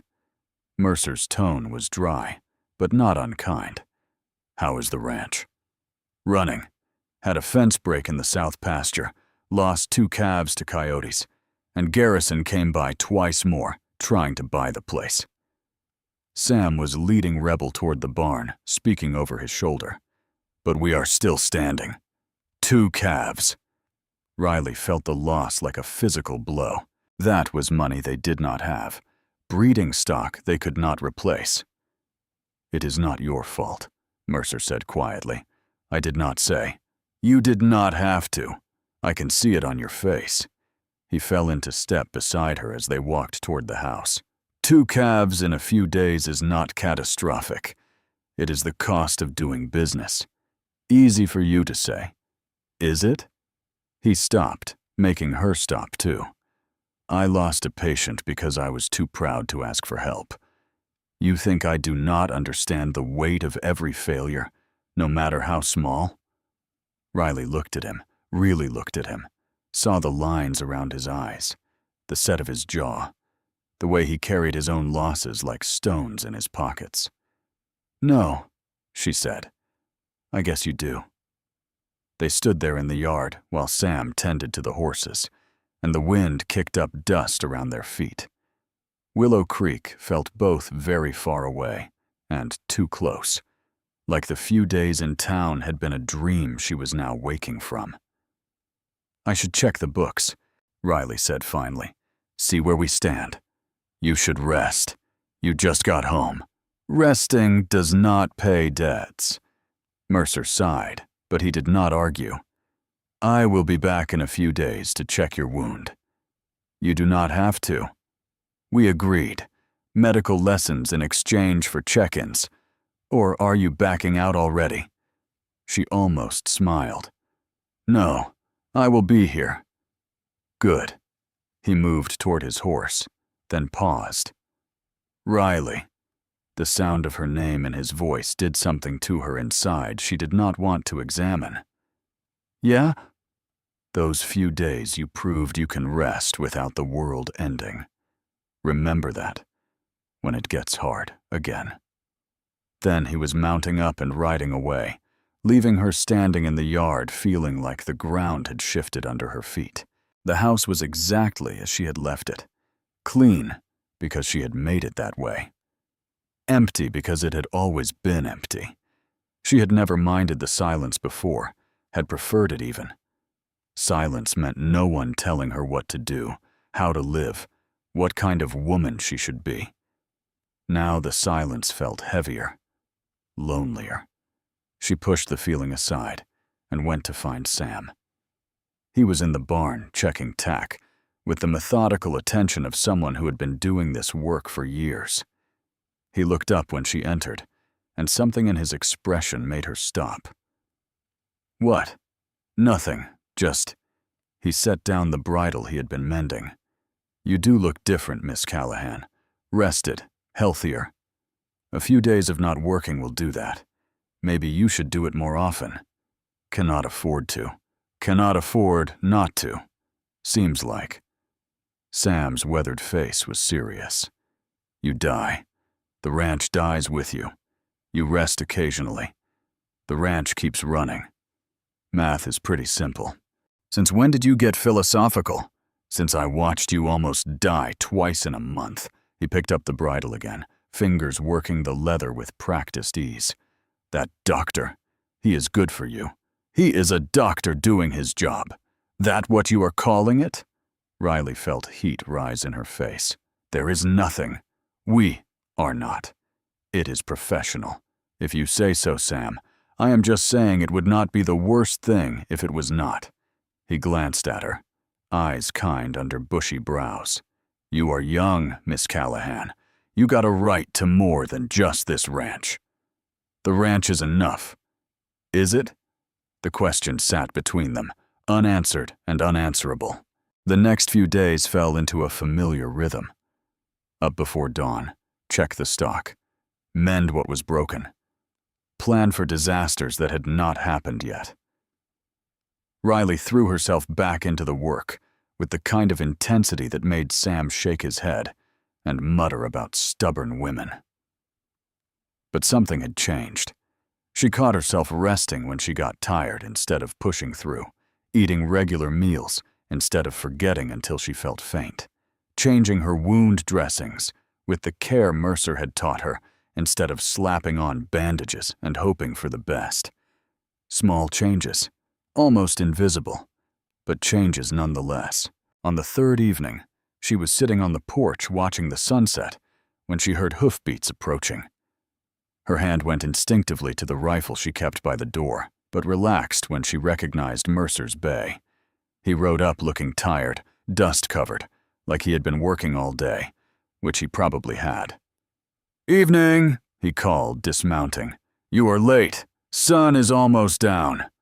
Had a difficult berth at the Morrison place. Took longer than expected. He climbed the porch steps and sank into the chair beside hers, without invitation. "How is the wound healing? Let me see here. Unless you would prefer the bedroom," he said it matter-of-fact, but something in his tone made her stomach flip. She unbuttoned her shirt enough to expose the bandages, acutely aware of his proximity. He leaned close, fingers gentle, as he peeled back the dressing. "Good," he said after a moment. "Very good. You have been taking care of it. You taught me well.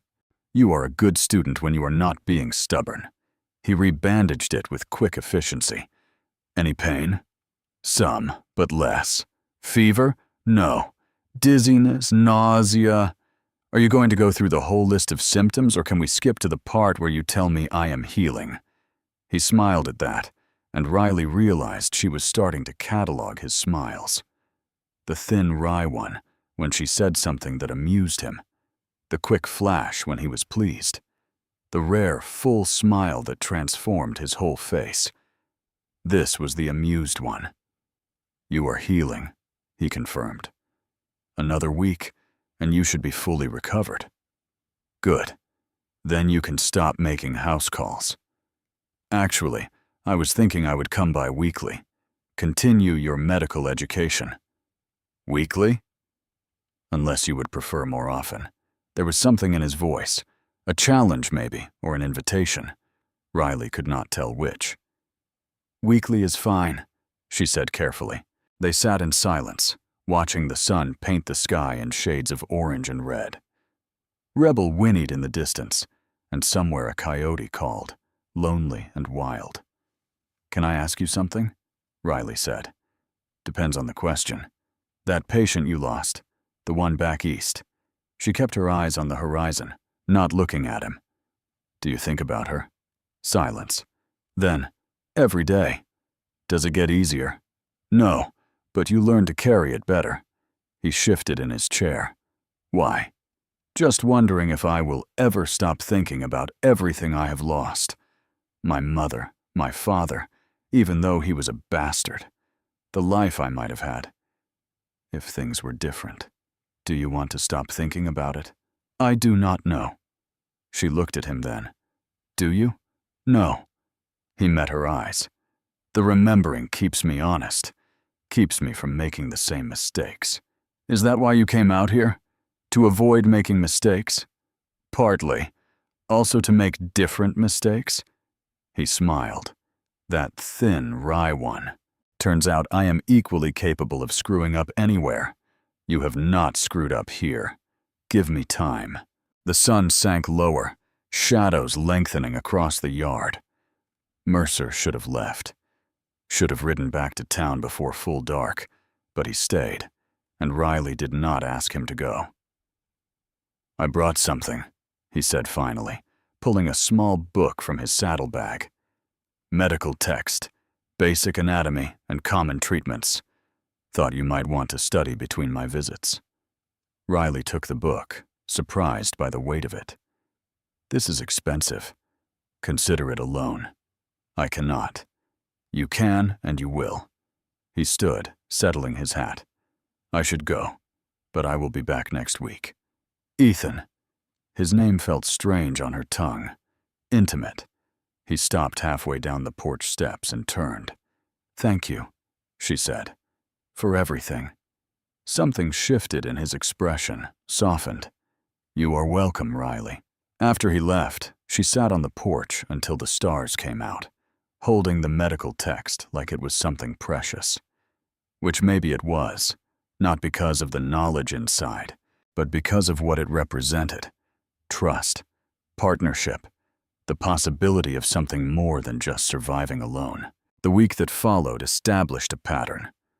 Riley worked the ranch, but she also studied, read the medical text by lamplight, memorizing treatments and symptoms, practiced bandaging techniques on herself, on Sam when he let her, even on one of the horses when it scraped its leg on a fence post. She found herself looking forward to Mercer's visits in a way that had nothing to do with medical education and everything to do with the way he talked to her, like she was intelligent, capable, worth listening to, like she was more than just a woman trying to survive in a man's world. On his third visit, he brought more books. On the fourth, he taught her to stitch a wound using a piece of leather and thread. By the fifth, they had fallen into an easy rhythm. Medical lesson first, then conversation on the porch while the sun set. Sam watched this development with knowing looks that Riley steadfastly ignored. It was during the sixth visit that everything changed. Mercer arrived earlier than usual, riding hard enough that his horse was lathered with sweat. Riley saw him coming from the north pasture and felt her stomach drop. Something was wrong. She met him in the yard. "What happened?" "Garrison." Mercer dismounted, breathing hard. He is spreading rumors in town, saying you are unfit to run the ranch, saying I have been. He stopped, jaw tight with anger. Been what? Compromising you, taking advantage. The words came out hard. He is telling anyone who will listen that my visits here are improper, that you are too weak to run the ranch alone, so you have taken up with the town doctor. Riley felt ice settle in her veins. That is slander. I know, but it is working. Mercer's hands were clenched into fists. Half the town is talking. The respectable women will not acknowledge you. The men are making jokes, and Garrison is using it as evidence that you should sell. Let them talk. Riley, this could destroy you. Your reputation. My reputation has been questionable since I refused to remarry after my father died. She was surprised by how calm she sounded. Let them talk. They have been talking for years. This is different. This affects me too. Then stop coming. The words hung between them, sharp and painful. Mercer stared at her. What? Stop coming to the ranch. Go back to town. Let the rumors die. She kept her voice level, practical. It is the logical solution. I do not want the logical solution. What do you want? He looked at her for a long moment, something fierce and desperate in his eyes. I want to keep teaching you medicine. I want to keep sitting on your porch watching the sunset. He stopped, started again. I want to keep seeing you. The admission hung between them like a physical thing. Ethan, I know it is improper. I know it gives credence to the rumors, but I do not care. He took a step closer. These past weeks, they have been the first time since I left Boston that I felt like I was building something instead of just running. And I do not want to give that up because Tom Garrison is a vindictive bastard. But Riley's heart was pounding so hard, she was surprised he could not hear it. What are you saying? I am saying, he took a breath. I am saying that maybe the rumor should be true. Maybe we should give them something real to talk about. You mean, court you properly with the intention of… He stopped suddenly, uncertain. If you are amenable, court you. The word felt ancient, ridiculous, like something from a world that had nothing to do with bloody bandages and cattle auctions and dying alone in the dirt. But it also felt like possibility, like the future could be something other than grinding work and slow decay. I do not know how to be courted, Riley said quietly. I do not know how to court someone. We will figure it out together. People will talk. They are already talking. Garrison will use it against me. Garrison will use anything against you. At least this way you get something out of it. He smiled, tentative. Unless you are going to tell me you feel nothing, that these weeks meant nothing.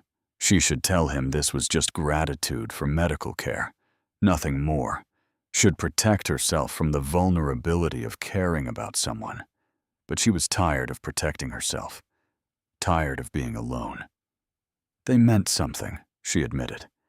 The smile that broke across his face was the full one, the one that transformed him. Then let me court you properly. Let me take you to dinner in town. Let me introduce you to people as someone I am proud to know, instead of just my patient.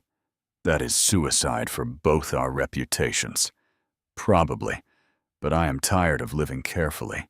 He reached for her hand, tentative. She let him take it. What do you say, Riley Callahan? Want to scandalize Willow Creek with me?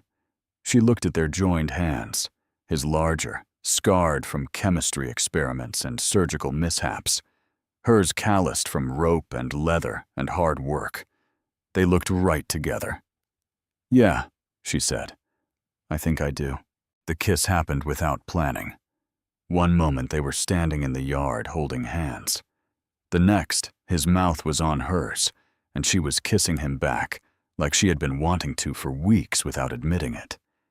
He tasted like coffee and determination. His hands came up to frame her face, gentle despite their size. The kiss was hesitant at first, questioning, then deeper when she pressed closer. When they finally broke apart, both breathing hard, Riley felt like the world had tilted on its axis. "I have wanted to do that for weeks," Mercer admitted. "Why did not you?" "Professional ethics, fear of rejection, the usual reasons." He smiled. "What changed your mind about all this?" "I do not know. Maybe I'm tired of being afraid." She stepped back, suddenly self-conscious. "Or maybe I am making a huge mistake." "Probably both." He caught her hand again. "But let us make it to weather." Sam chose that moment to emerge from the barn, took one look at them, and grinned so wide, Riley thought his face might split. "About damn time," he called. "Sam, do not! Sam, me! I have been waiting for you two to figure this out for a month." He walked past them toward the house. "I am making dinner. Doctor, you are staying." It was not a question. Mercer looked at Riley, eyebrows raised. "Is he always this bossy? You have no idea." Dinner was simple but good. Stew and bread, and coffee that Sam brewed strong enough to strip paint. They ate at the kitchen table, conversation flowing easier than it had any right to. Mercer told stories about medical school disasters. Sam shared tales from his decades of ranch work. Riley mostly listened, content to watch these two men who had somehow become important to her interact like old friends. After dinner, Mercer helped wash dishes despite her protests. Sam disappeared to check the evening stock, giving them privacy that was both appreciated and terrifying. "I should go," Mercer said, drying the last plate. "Before it gets too late. You could stay." The words were out before she could stop them. He went very still. "Riley, not like that. I just meant there is a spare room. It is late. The ride back to town in the dark is dangerous. I have made it before. I know, but—" She stopped, tried to find words for what she was feeling. "I do not want you to go yet." Something in his expression softened. "Okay, I will stay." The spare room was small, barely more than a closet with a bed. Riley found clean sheets and helped him make it up, acutely aware of how domestic this all felt, how normal, how terrifying. "Thank you," Mercer said when they finished. "For this, for everything. You have done more for me than I have done for you." "That is not true. You have given me something I did not even know I needed." "What is that?" "A reason to stay." He reached up and tucked a strand of hair behind her ear, the gesture so tender it made her chest ache. "Boston was my past. Willow Creek was just a place to hide. But this, this feels like a future." Riley did not trust herself to speak, did not trust that she would not say something too honest, too raw. Instead, she kissed him again, slower this time, deeper. His arms came around her, and for the first time in her life, being held did not feel like a trap. It felt like home. When they finally pulled apart, both breathing hard, Mercer rested his forehead against hers. "We should stop," he said. "Probably. I am trying to court you properly. I know that means not—" "I know." They stood there for another moment, wrapped in each other, neither willing to let go. Finally, Riley stepped back. "Good night, Ethan." "Good night, Riley." She made it to her own room before her knees gave out, sat on the edge of her bed, heart pounding, trying to process what had just happened. She had let someone in, not just into her house or her life, but into the carefully guarded space where she kept all her fears and hopes and desperate wishes for something more than just survival. And instead of feeling weak, she felt stronger.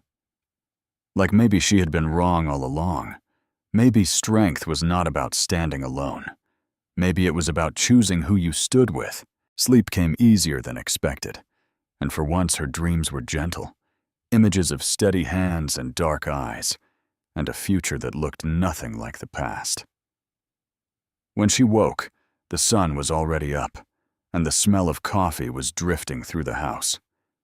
She found Mercer in the kitchen cooking breakfast with the competence of someone who had spent years taking care of himself. "Morning," he said, looking ridiculously pleased with himself. "You cook?" "I am a man of many talents." He poured her coffee without asking how she took it. Apparently, he had been paying attention.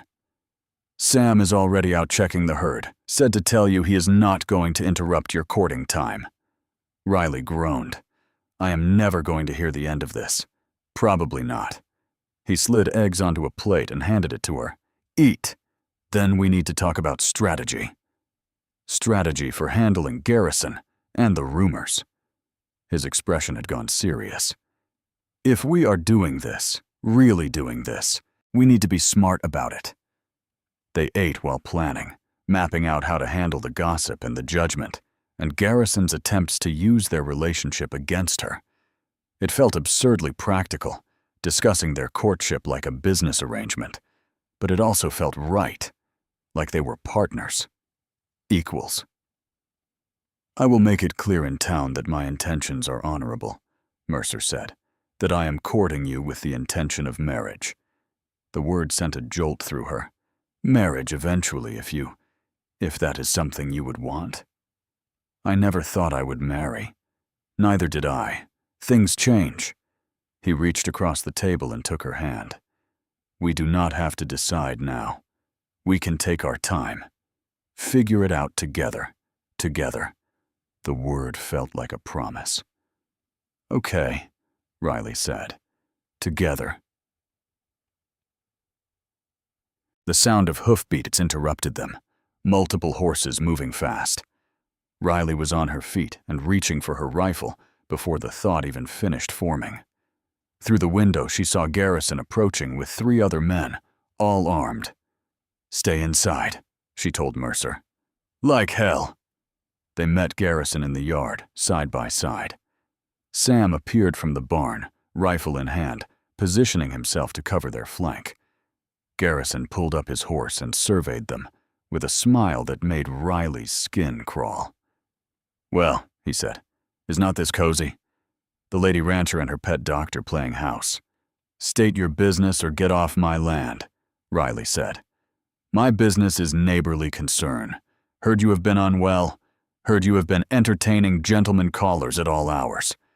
His eyes slid to Mercer.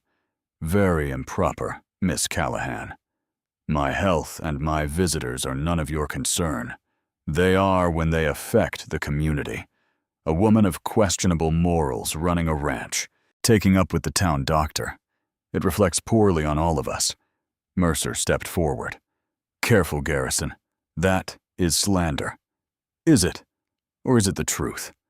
Garrison's smile widened. "I have made my offer clear, Miss Callahan. Sell me this ranch. Take the money.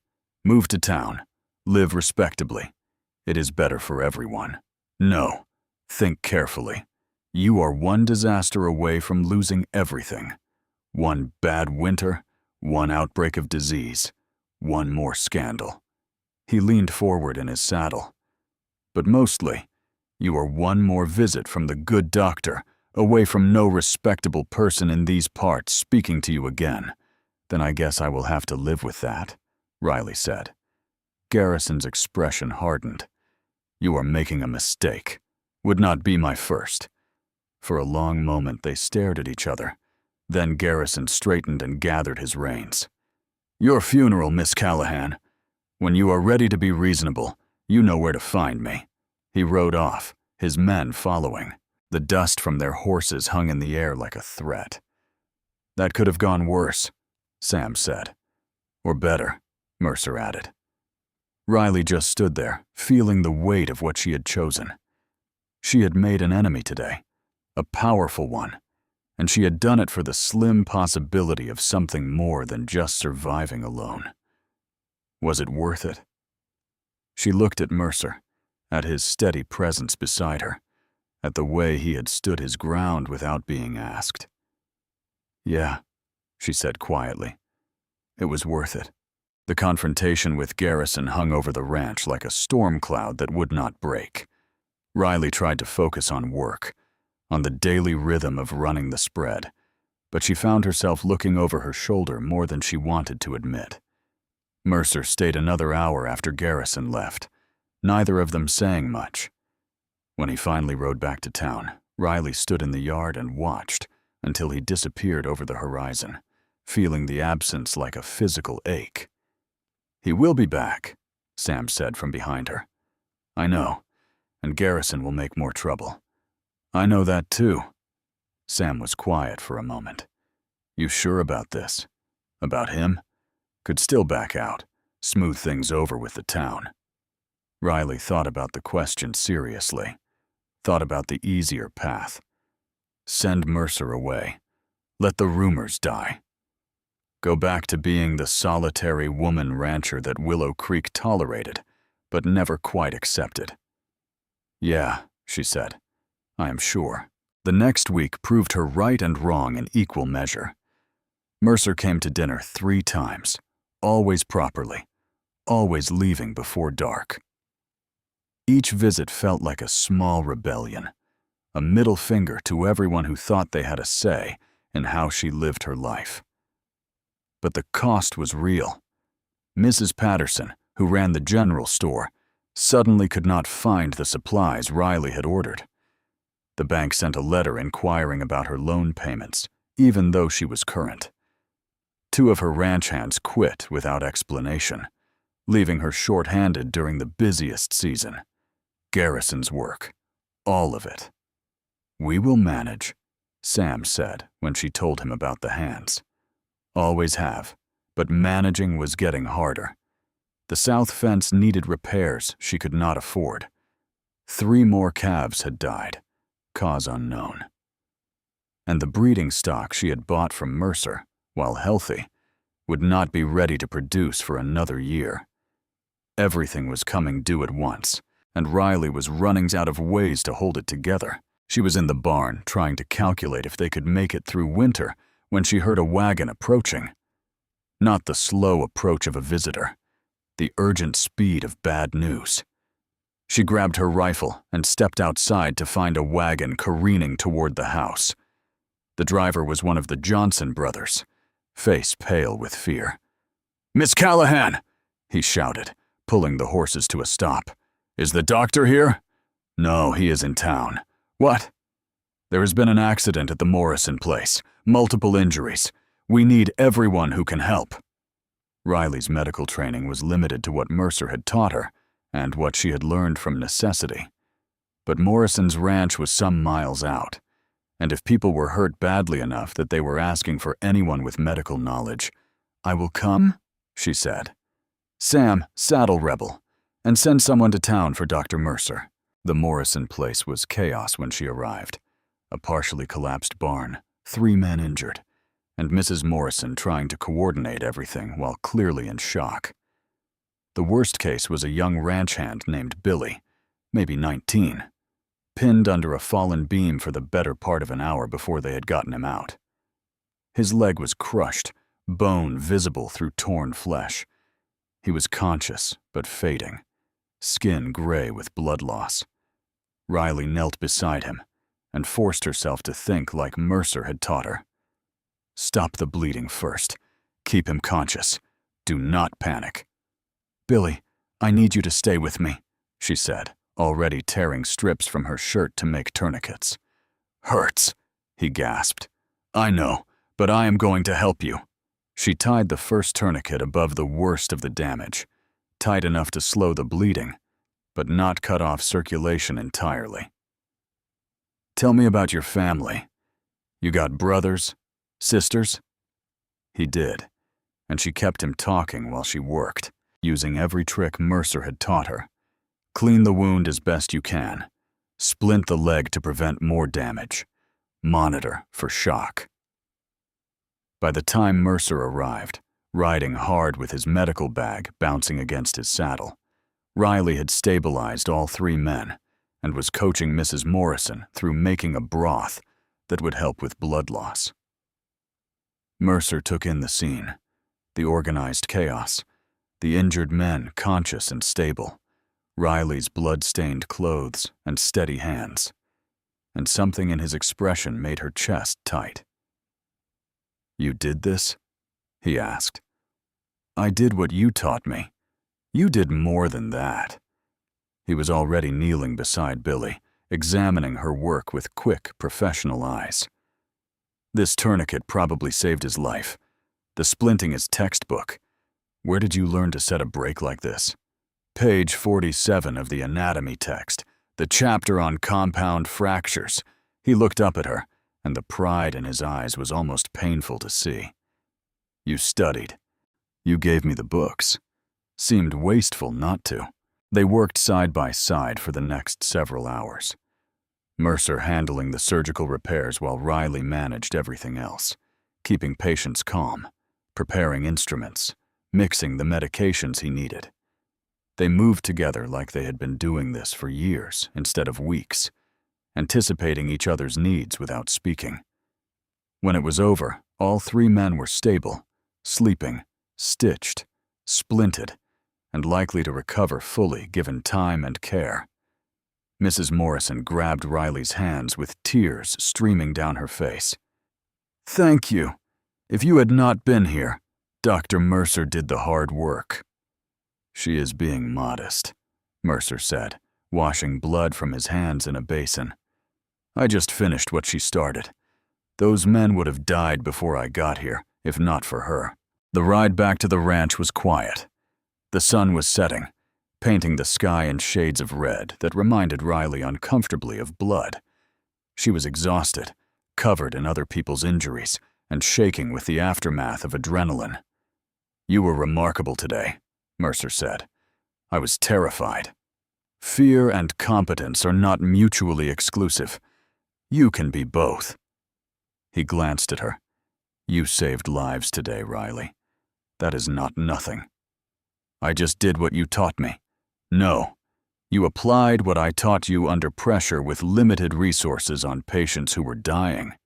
That is different. That is—" He paused. "That is being a doctor." The word hit her strangely. "I am not a doctor." "Why not?" "Because I do not have a degree. Because I am a woman." He shook his head. "You have the skills, the temperament, the dedication to learning. That is what makes a doctor, not a piece of paper." Riley did not know what to say to that. The idea of being anything other than a rancher had never occurred to her. The ranch was her identity, her purpose, the thing she had built her entire life around. But today she had felt something she had not felt in years. Not just useful, but vital. Not just surviving, but saving. They reached the ranch as full dark settled over the plains. Mercer helped her down from Rebel, hands lingering on her waist longer than necessary. "Stay," she said. Not a question, a request. "Riley, please. I do not want to be alone tonight." He studied her face in the dim light from the house.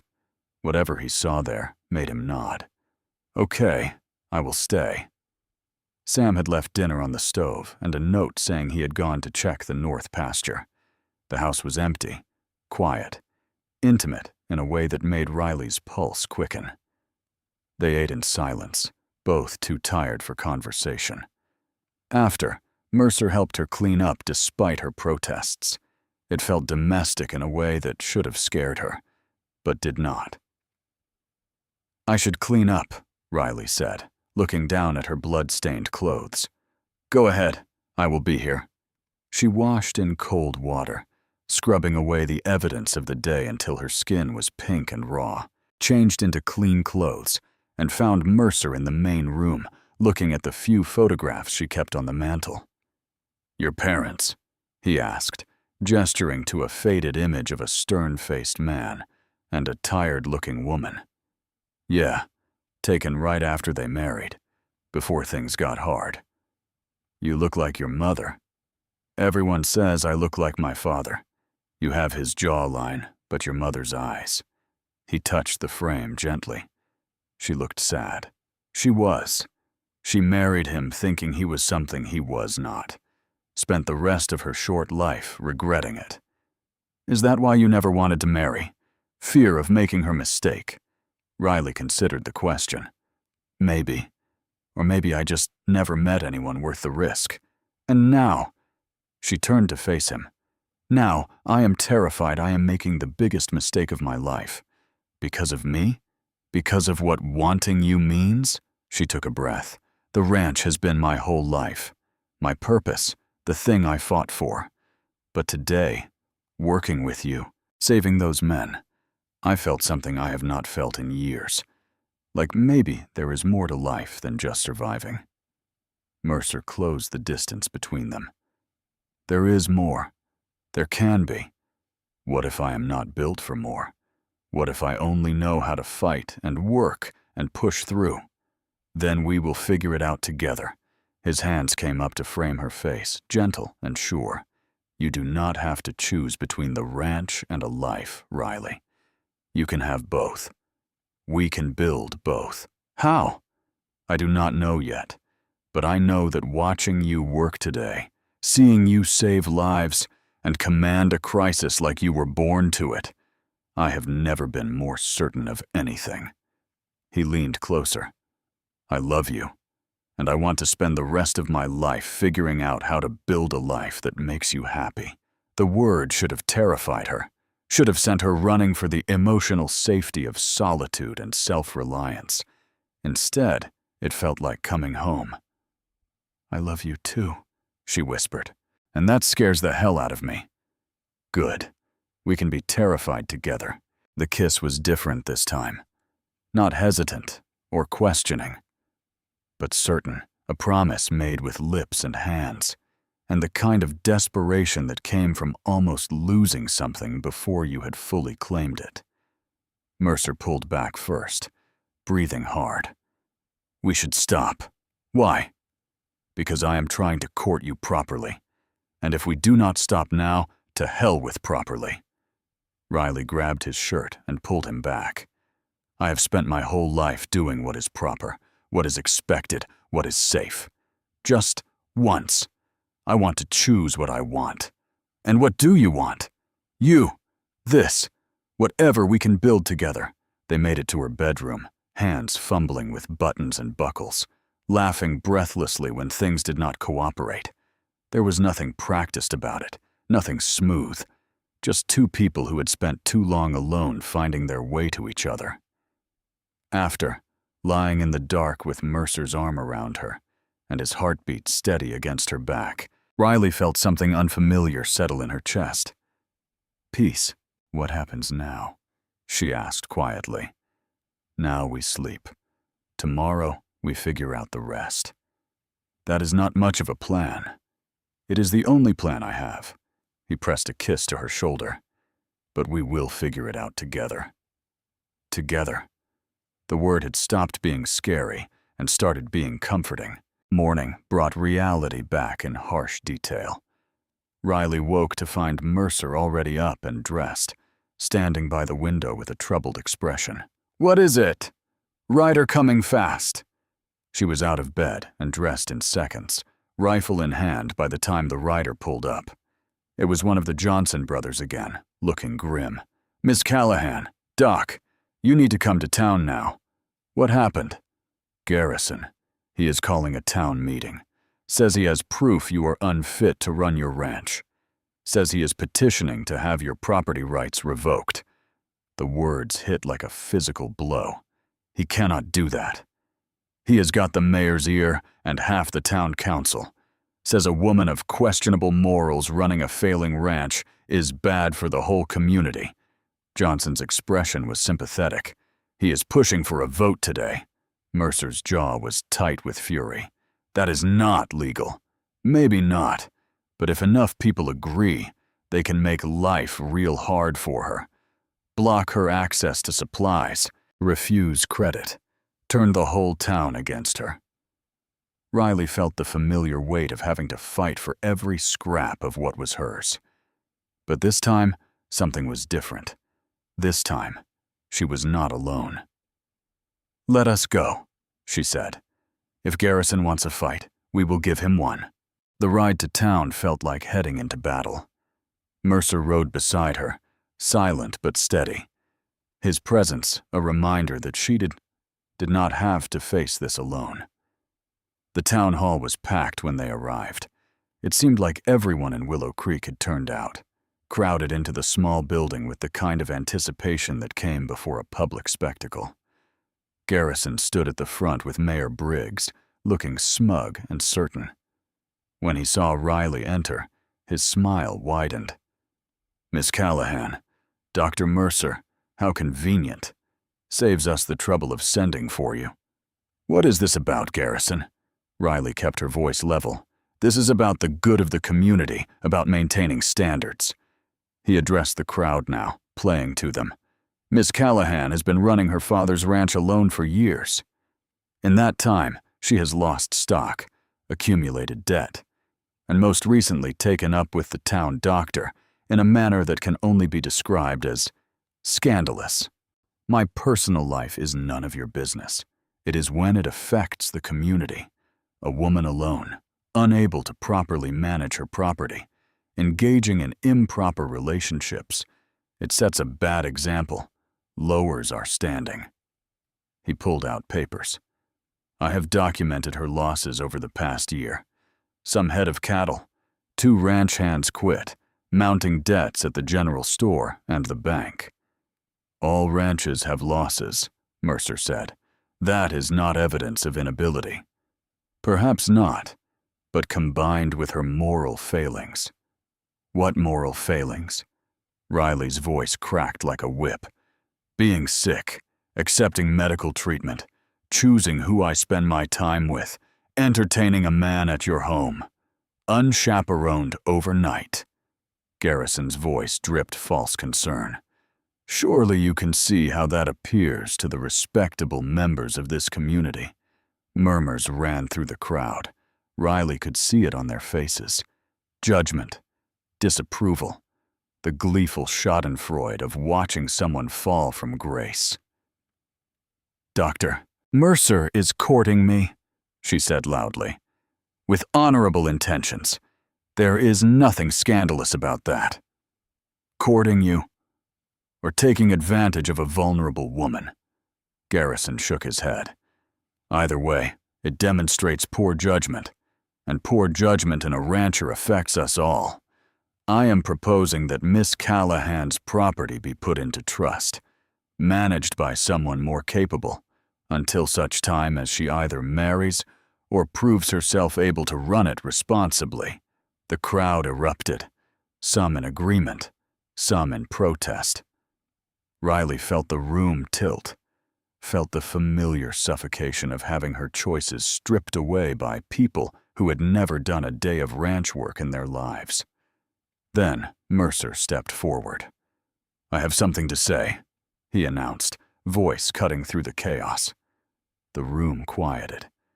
Everyone turned to look at the doctor who had become the subject of so much gossip. "You are right that I have been visiting Miss Callahan regularly. You are right that my intentions are serious." He turned to face Riley, and something in his expression made her heart stop. "Which is why I am asking her here and now in front of all of you to marry me." The silence was absolute. Riley stared at him, unable to process what she had just heard. "What? Marry me, Riley. Not because of Garrison's schemes or the town's judgment, but because I love you. Because I want to build a life with you. Because you are the strongest, most capable person I have ever met, and I would be honored to stand beside you." He took her hand. "So, what do you say? Will you marry me?" This was not how it was supposed to happen. Not in front of a hostile crowd. Not as a tactical maneuver in someone else's power play. It should have felt wrong, but looking at Mercer's face, at the sincerity and fear and hope all mixed together, it felt exactly right. "You are insane," she said. "Probably. Is that a yes?" "If I say yes, you are tying yourself to a failing ranch, and a woman who does not know the first thing about being a wife. Good thing I do not know the first thing about being a husband. We will learn together. His grip on her hand tightened. Yes or no? Riley? She looked around the room at Garrison's furious expression, at the mayor's confusion, at the crowd of people who had spent years judging her, limiting her, trying to force her into a shape that did not fit. Then she looked back at Mercer and saw something she had never had before. A true partner. Someone who saw her strength instead of trying to diminish it. Someone who wanted to build with her instead of control her. Yes, she said. I will marry you. The crowd exploded again, but Riley barely heard it over the sound of her own heartbeat. Mercer pulled her close and kissed her right there in front of everyone, and she kissed him back without caring who was watching. When they finally broke apart, Garrison was sputtering. This does not change anything. She is still unfit. She is engaged to be married, Mercer said calmly, which, by your own logic, should resolve all concerns about her reputation.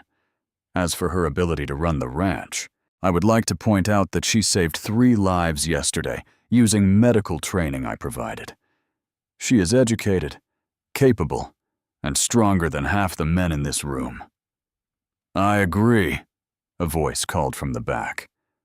Mrs. Morrison pushed her way forward, her husband beside her. My husband would be dead if not for Miss Callahan. So would 2 of our hands. She came when we called, and she knew what to do. That is not someone unfit for anything. And she has always paid her debts on time, Mr. Foster from the library added. Never once asked for special treatment. She gave me work when I needed it. One of the ranch hands said, paid fair, treated me decent, better than most men I have worked for. One by one, people spoke up. Not everyone. There were still plenty who sided with Garrison, who believed a woman had no business running a ranch. But enough people defended her that the tide began to turn. Mayor Briggs cleared his throat. Well, in light of Miss Callahan's engagement and the testimony of her character, I do not see grounds for the trust arrangement Mr. Garrison proposed, unless there are other concerns. Garrison's face was red with fury. This is a farce. She orchestrated this whole thing.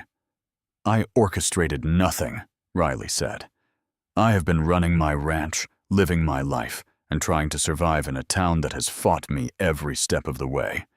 If you have a problem with that, Garrison, that is your issue, not mine. You have not heard the last of this. Probably not, but I am tired of caring what you think. She turned to the mayor. Are we done here? I believe so. Congratulations on your engagement, Miss Callahan. The crowd began to disperse, some still muttering disapproval, others offering tentative congratulations. Riley stood in the middle of it all, holding Mercer's hand, feeling like she had just survived something important. That was the worst proposal in the history of proposals, she said, when they were finally alone outside. I panicked. You proposed marriage in front of a hostile crowd to save my reputation. When you put it that way, it sounds calculated. It was not. He turned to face her fully. The timing was calculated. The proposal was not. I have been carrying a ring around for some time, trying to figure out the right moment. He pulled a simple gold band from his pocket. This was my mother's. She gave it to me before I left Boston. Said I would know when I found the right person. Riley stared at the ring. You have been planning this for some time? I have been planning this since you let me change your bandages the first time and did not stab me for it. He took her hand. So yes, the timing was tactical, but the wanting you, that has been real from the start. She let him slide the ring onto her finger. It fit perfectly, which felt like some kind of sign, though of what she was not sure. What now? She asked. Now we get married, build a life, figure it out as we go. That simple? Probably not, but we will make it work. The wedding happened some weeks later. A small ceremony at the ranch with Sam and Mrs. Ramirez as witnesses. Nothing fancy. Riley wore a simple dress. Mercer wore his best suit, and they spoke their vows on the porch where they had spent so many evenings watching the sunset. Garrison stayed away, which was a blessing. Some of the town came, tentatively offering support now that Riley was a respectable married woman. She accepted their congratulations with the grace she had learned over years of dealing with people who underestimated her. But the real celebration was later, after everyone left, when it was just her and Mercer and Sam sitting on the porch with whiskey and contentment. To new beginnings, Sam said, raising his glass. To surviving long enough to see them, Riley added. To figuring it out together, Mercer finished. They drank and watched the sun set over land that now belonged to both of them. Not because Riley had given up ownership, but because they had chosen to build something together. The first year of marriage was harder than either of them expected. Mercer kept his practice in town, but moved to the ranch, turning the spare room into a small clinic for emergencies. Riley kept running the ranch, but started learning more medicine, studying beside Mercer in the evenings. They fought about money, about workload, about her tendency to push herself too hard, and his tendency to lecture, about whether they should expand the ranch or focus on the medical practice, about 100 small things that felt enormous when you were learning to share a life with someone. But they also laughed, worked side by side, found rhythms that suited them both. Slowly, painfully, learned to be partners in truth instead of just in name. The ranch stabilized with 2 incomes, and Mercer's business connections back east. They could afford repairs and expansion. The breeding stock produced healthy calves. Sam hired new hands, who actually showed up sober and worked hard. And slowly, grudgingly, Willow Creek accepted them. Not universally. There were still people who whispered about the impropriety of it all. But enough people saw the good they were doing, the lives they were saving, the example they were setting. Some years after the wedding, Riley stood in the barn helping birth a calf, while Mercer coached her through the process. Her hands were covered in blood and fluid, her back ached from bending, and she had never felt more alive. "That is it," Mercer said. "Gentle now. Do not pull, just guide." The calf slid free in a rush of fluid and instinct. Riley cleared its airways and watched it take its first shaky breath, feeling the same rush of satisfaction she got from every successful birth, animal or human. "Perfect," Mercer said, and the pride in his voice made her smile. They cleaned up in companionable silence, years of practice making the process smooth.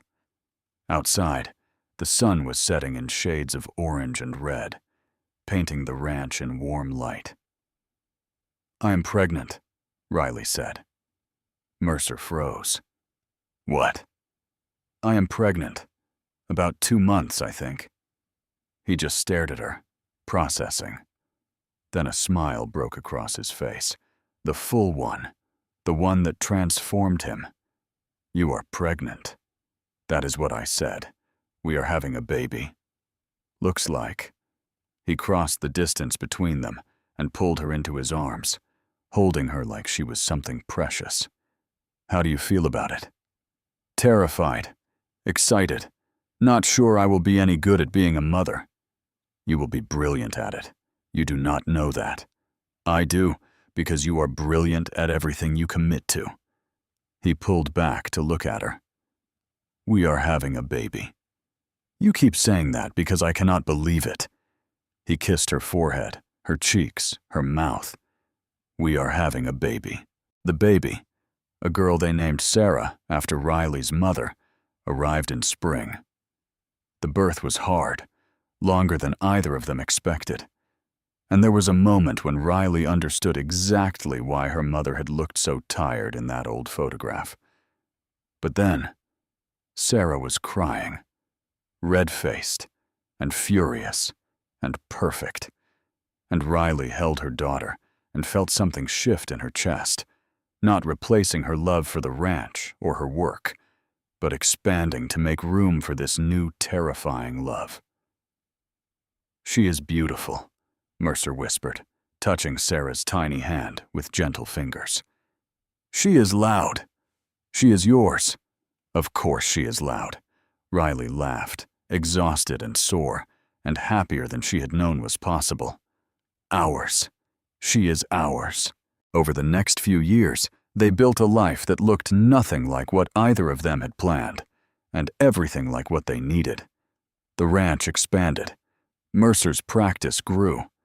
They had 2 more children, a boy named Jack, who had his mother's stubborn streak, and another girl named Eliza, who seemed determined to collect every stray animal on the plains. Riley taught her children to ride and rope and work the land. Mercer taught them medicine and reading and kindness. Together, they built something that was part ranch, part clinic, part home. It was not perfect. There were still hard years, still losses they could not prevent. Riley still pushed herself too hard sometimes. Mercer still worried too much. They still fought about money and workload and how to raise children who were growing up too fast. But they did it together. Sam lived to see all 3 children born, growing old with the satisfaction of someone who had helped build something worthwhile. He rotted peacefully in his sleep at an advanced age, and they buried him on the ranch he had helped save. Garrison eventually left Willow Creek, his schemes and ambitions defeated by the simple fact that Riley refused to break. The ranch he had wanted so badly was sold to a young couple from back east, who asked Riley for advice on running cattle. She gave it freely, remembering what it was like to start with nothing but determination and hope. Years passed. The children grew. The ranch prospered. Riley's hair went gray, and Mercer's hands developed the shake that came with age. But they still sat on the porch most evenings, watching the sunset over land they had fought for and built on and learned to share. "You ever regret it?" Riley asked one evening, holding Mercer's hand while their grandchildren played in the yard. "Regret what?" "All of it. Coming out here, marrying me, building this life, instead of going back to Boston." He thought about it, which she appreciated. He never gave her easy answers. "I regret the patient I lost," he said finally. "I will regret her until I die.